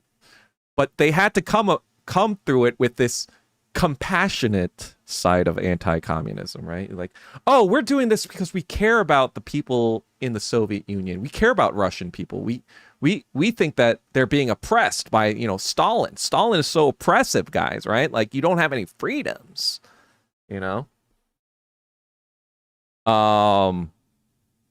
So, for example, the Avengers, they kind of represent the American military industrial complex. They're like, you know what? The world, the world is a scary place, and you need strong people. You need strong men to defend it against, any sort of authoritarianism that may come our way, right? Because you had Captain America literally, fighting the Nazis in the 1930s, right? That was actual propaganda back in the 1930s. You had a literal Captain America fighting Nazis. He was created in 1939, actually, I think, the character. And then you kind of like build from that. This is the stuff that avenges, right? This is the stuff that takes care of threats, these authoritarian threats, whether it be fascism or whether it be communism. Communism can be authoritarianism too, right? And then X-Men was kind of like, well, first of all, it represents Israel. X-Men are Jewish people, actually. Um, and so, Magneto is obviously the terrorist Jews. I think Menachem Begin was the role, like the model for Magneto, like the evil kind of like Zionists who are like trying to kill everyone else that isn't Jewish, right? That's the idea of Magneto, right? But then you have the more rational liberal Zionists who Professor X is like, you know what? You may have done some terrible shit, but let me take you in. Let me rehabilitate you. You guys aren't inherently bad. This isn't the way we do things. We need two-state situation. We need to just get along, blah blah blah. We're fighting these terrorist Jews. See, we got to stop Magneto. We got to stop his brotherhood of evil mutants. Later on, it became more of like a Malcolm X, MLK thing, but that was something that was added onto it after the fact. That wasn't the original creator's intent. But Stan Lee did appreciate that comparison. He was like, I could see that. And I think they leaned into it because I think the X-Men were more popular with Black American audiences. So they started to lean into that narrative more than the initial thing. And then you have the Fantastic Four, right? The Fantastic Four is kind of like the scientist side of all this stuff. Because, like, it's very clear that Doctor Doom is supposed to be Stalin or a Stalin-esque type character, right? He's from Latveria. He's from Eastern Europe, this random Eastern Europe fucking country. He's authoritarian. He believes that he can, fix the world if everything was under his control, if he had the power to control. So it's like basically he's represented by like Stalin. And Reed Richards is supposed to be the American who's like, we don't have to do that. There's always a rational solution to the problem. Like I used to be a huge, obviously Reed Richards fan, but, now seeing how it is propaganda, I can kind of like analyze that, right? Be like, oh, this is a character who thinks like, we can solve this with enough rationality. We just have to, everyone still has to have agency, but we can figure this out with enough science and thinking or whatever. We just have to be rational. We can't just be like Dr. Doom. You can't just tell people what to do, Mr. Doom. That's very authoritarian and Stalinish, So when you look at it like this, the Marvel Marvel has been imperialist propaganda for the past, ever since the 1960s, right? 1960, I think 1963 was when Amazing Fantasy 15 came out. That was the start of Spider-Man, and that really like supercharged. I think X-Men also came out in 63 as well. A bunch of stuff came out in 63, I think. And, you had these storylines that were basically anti-Soviet for the most part. Or, they dealt with social issues that were going, like liberal social issues in the United States, like the X-Men, when they were appropriated for the civil rights movement, right? And so, yeah, it's an effective tool for American propagandists to use because it's already embedded in American culture, right? Like comic book culture or Marvel culture is very American, right? It forms the foundational myth of America, which, should be, right? It should be the Revolutionary War or the Civil War, right? But when you look at Hollywood, most war films in Hollywood are about World War II. They're about the Holocaust. They're more Holocaust, World War II films, and not about Japan at all, right? It's all about the Western stuff, right? Then there are Civil War and Revolutionary War movies combined. In the Civil War, that's when America had the most casualties out of any war, right? So that should be number one, you'd think. Or the Revolutionary War, you know, our actual foundational story. But no, it's World War II. And what's the extension of that into the Cold War? Well, Marvel is an extension of that foundational myth. It kind of builds on that idea of like America being essentially the world's heroes, right? Because all the, you know, all the Marvel kind of heroes are American, right? Captain America, right? It's very like, oh, superheroes come from America, or but like when you think about it, it's the effect is like, oh, power comes from America, and this power is used responsibly to protect not just Americans but the world, right? This is the propaganda that they sort of reinforce. And so that's how that all fucking works, I guess. So yeah, I mean, like, obviously I sympathize with those who have, especially, like, you know, there are a lot of Black Americans who love the X-Men, right? Who love Marvel comics, because like I mean, like, comic books too were not always mainstream. It wasn't popular the entire time to like comic books, at least openly, right? It was nerd shit for the longest time. But it was also like stuff for like marginalized people like Black Americans or like, you know, Asian Americans, right? Like it kind of gave people who were outsiders kind of like, hey, this is like a story about me, you know, especially stuff like the X-Men. It's like, hey, you're special, but everyone hates you, right? Or you're different, but everyone hates you. That's the story of the X-Men. That's why it was so attractive to a lot of non-white Americans, because they were like, yeah, this is what I go through in fucking America, right? It was relatable.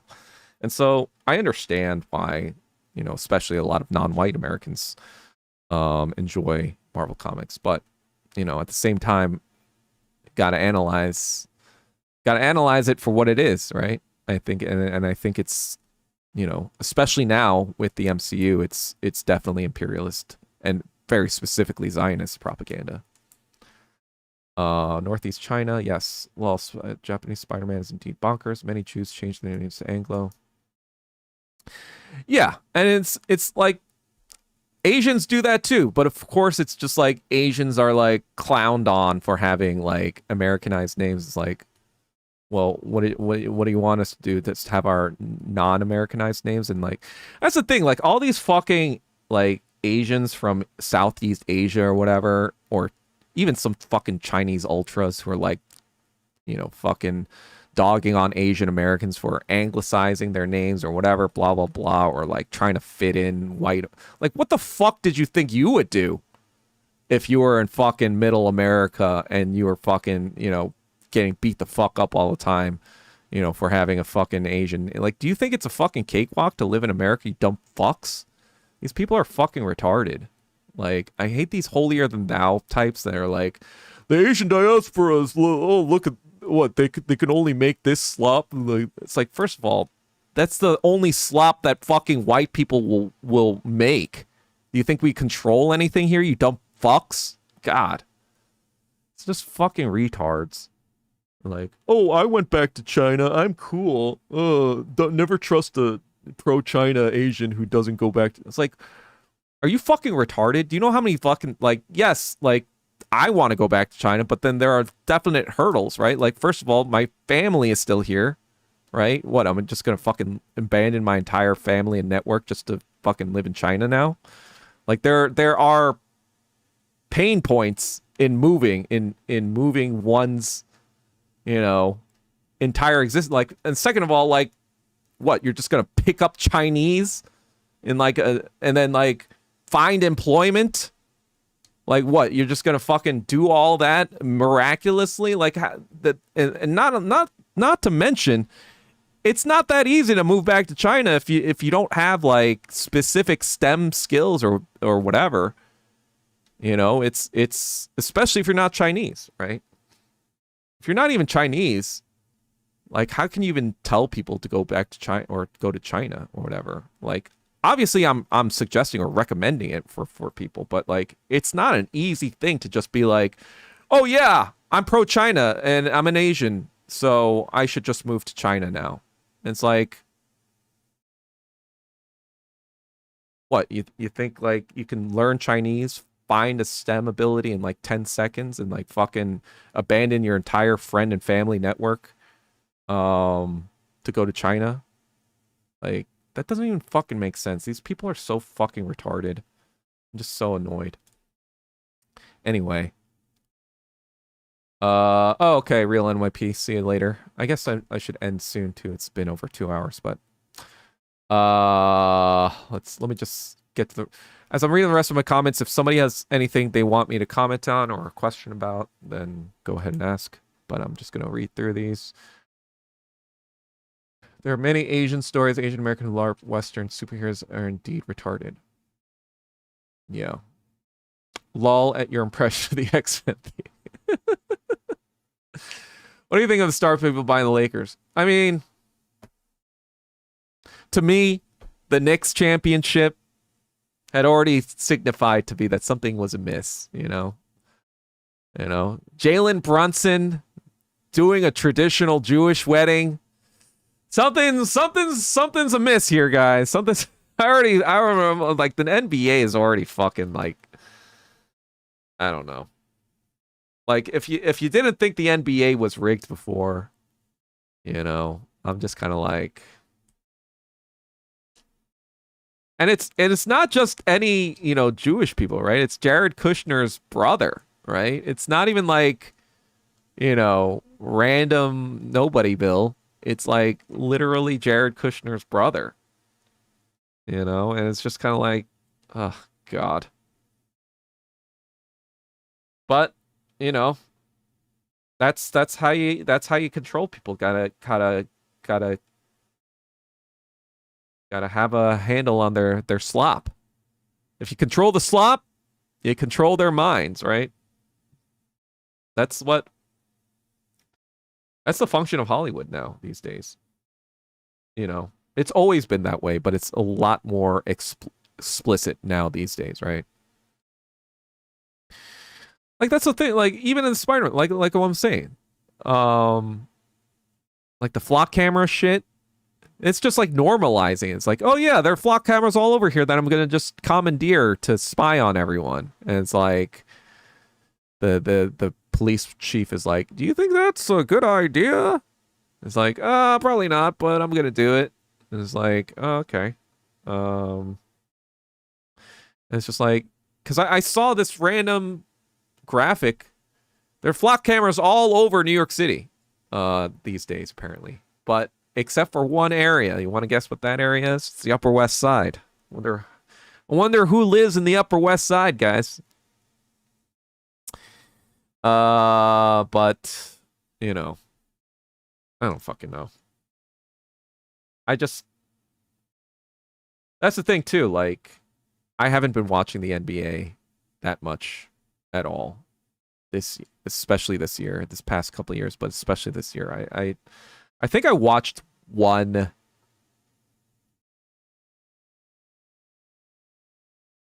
I watch? I think I watched one or two finals games. That's how much I didn't really like care that much. I think I just turned it on in the last seconds. I did see the fucking tip in. Was it OG Anunoby or something? There was this last second tip in that was pretty insane. I did watch that. And I did watch the OKC Spurs Western Conference Finals just because like I wanted to see fucking OKC lose.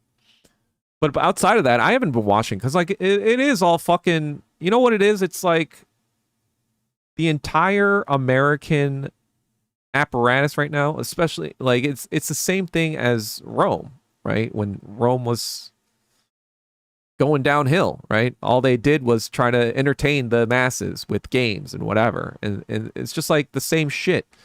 All they're trying to do is just throw more and more koi slop at us, whether it be music, movies, sports, whatever. It's all the fucking same. There's no escape from the slop.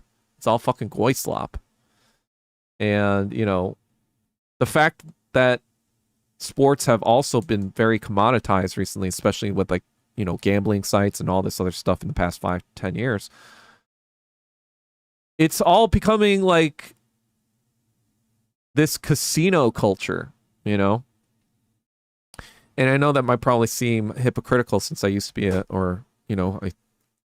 play poker, you know. And I've made my wealth from playing poker, but at the same time, it's just kind of like, I think, you know, I hate to blackpill all the time, but it's another indication that the American government or the powers that be, they know shit is hitting the fan at some point. And in my estimation, I think a lot of people who also realize this are trying to just make as much money as they can before it all goes kaput. And, you know, this is just like, you know, all the entertainment stuff and sports stuff or whatever. It's all just meant to either distract us from what's going on or to, you know, drain us of our dollars, right? From all these gambling sites and whatever. So that's what I think about the Lakers stuff. You know, it's nothing different. It's just kind of like the same, more of the same. You know, it's all just, you know, funding imperialism, right? Or running cover for imperialism, or just like draining the masses of their wealth so that they will be less able to fight imperialism or fight the machine, right? Yeah. What was the intent with Black Panther and Wakanda?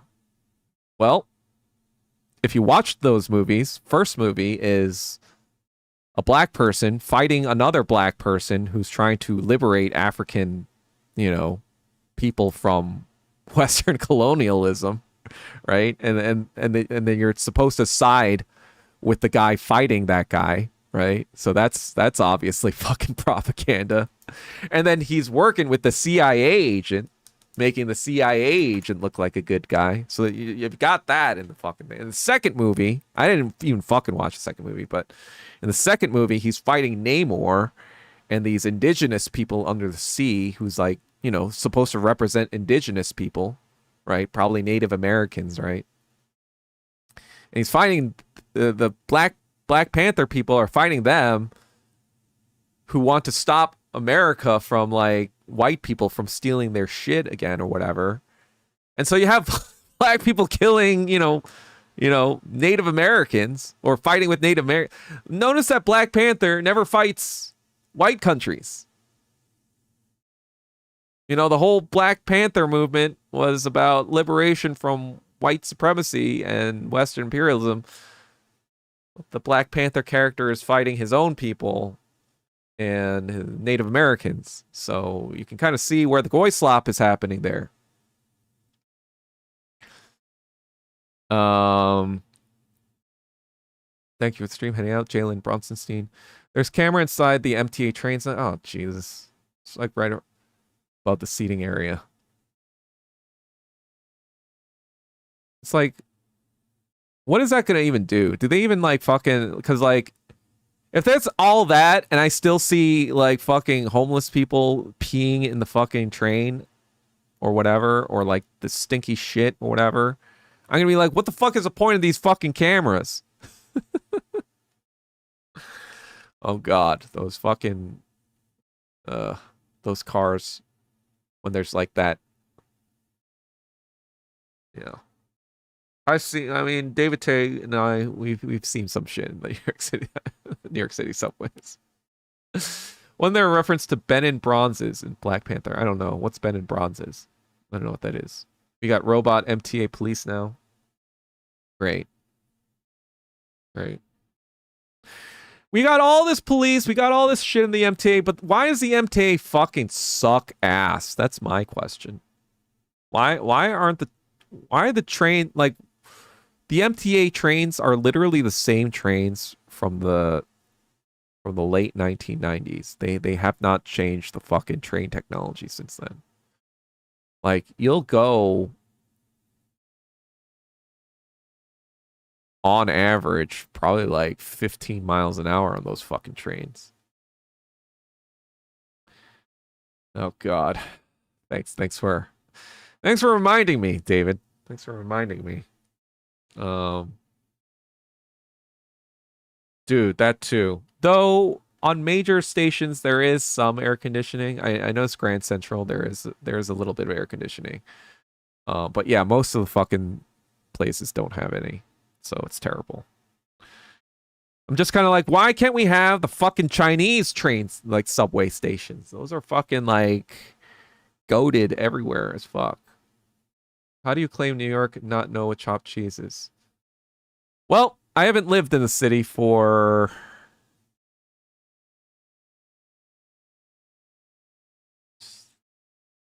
Jesus. It's been 14 years.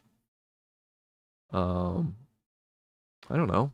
Just didn't eat chopped cheese. I'm a fucking picky eater. What do you want from me? NKK 18. Hot fucking sauna train station. Yeah, it is. All right. That's it for me today. I will talk to you guys on Sunday. Yeah. I'm just getting ready to move for the next few weeks. I might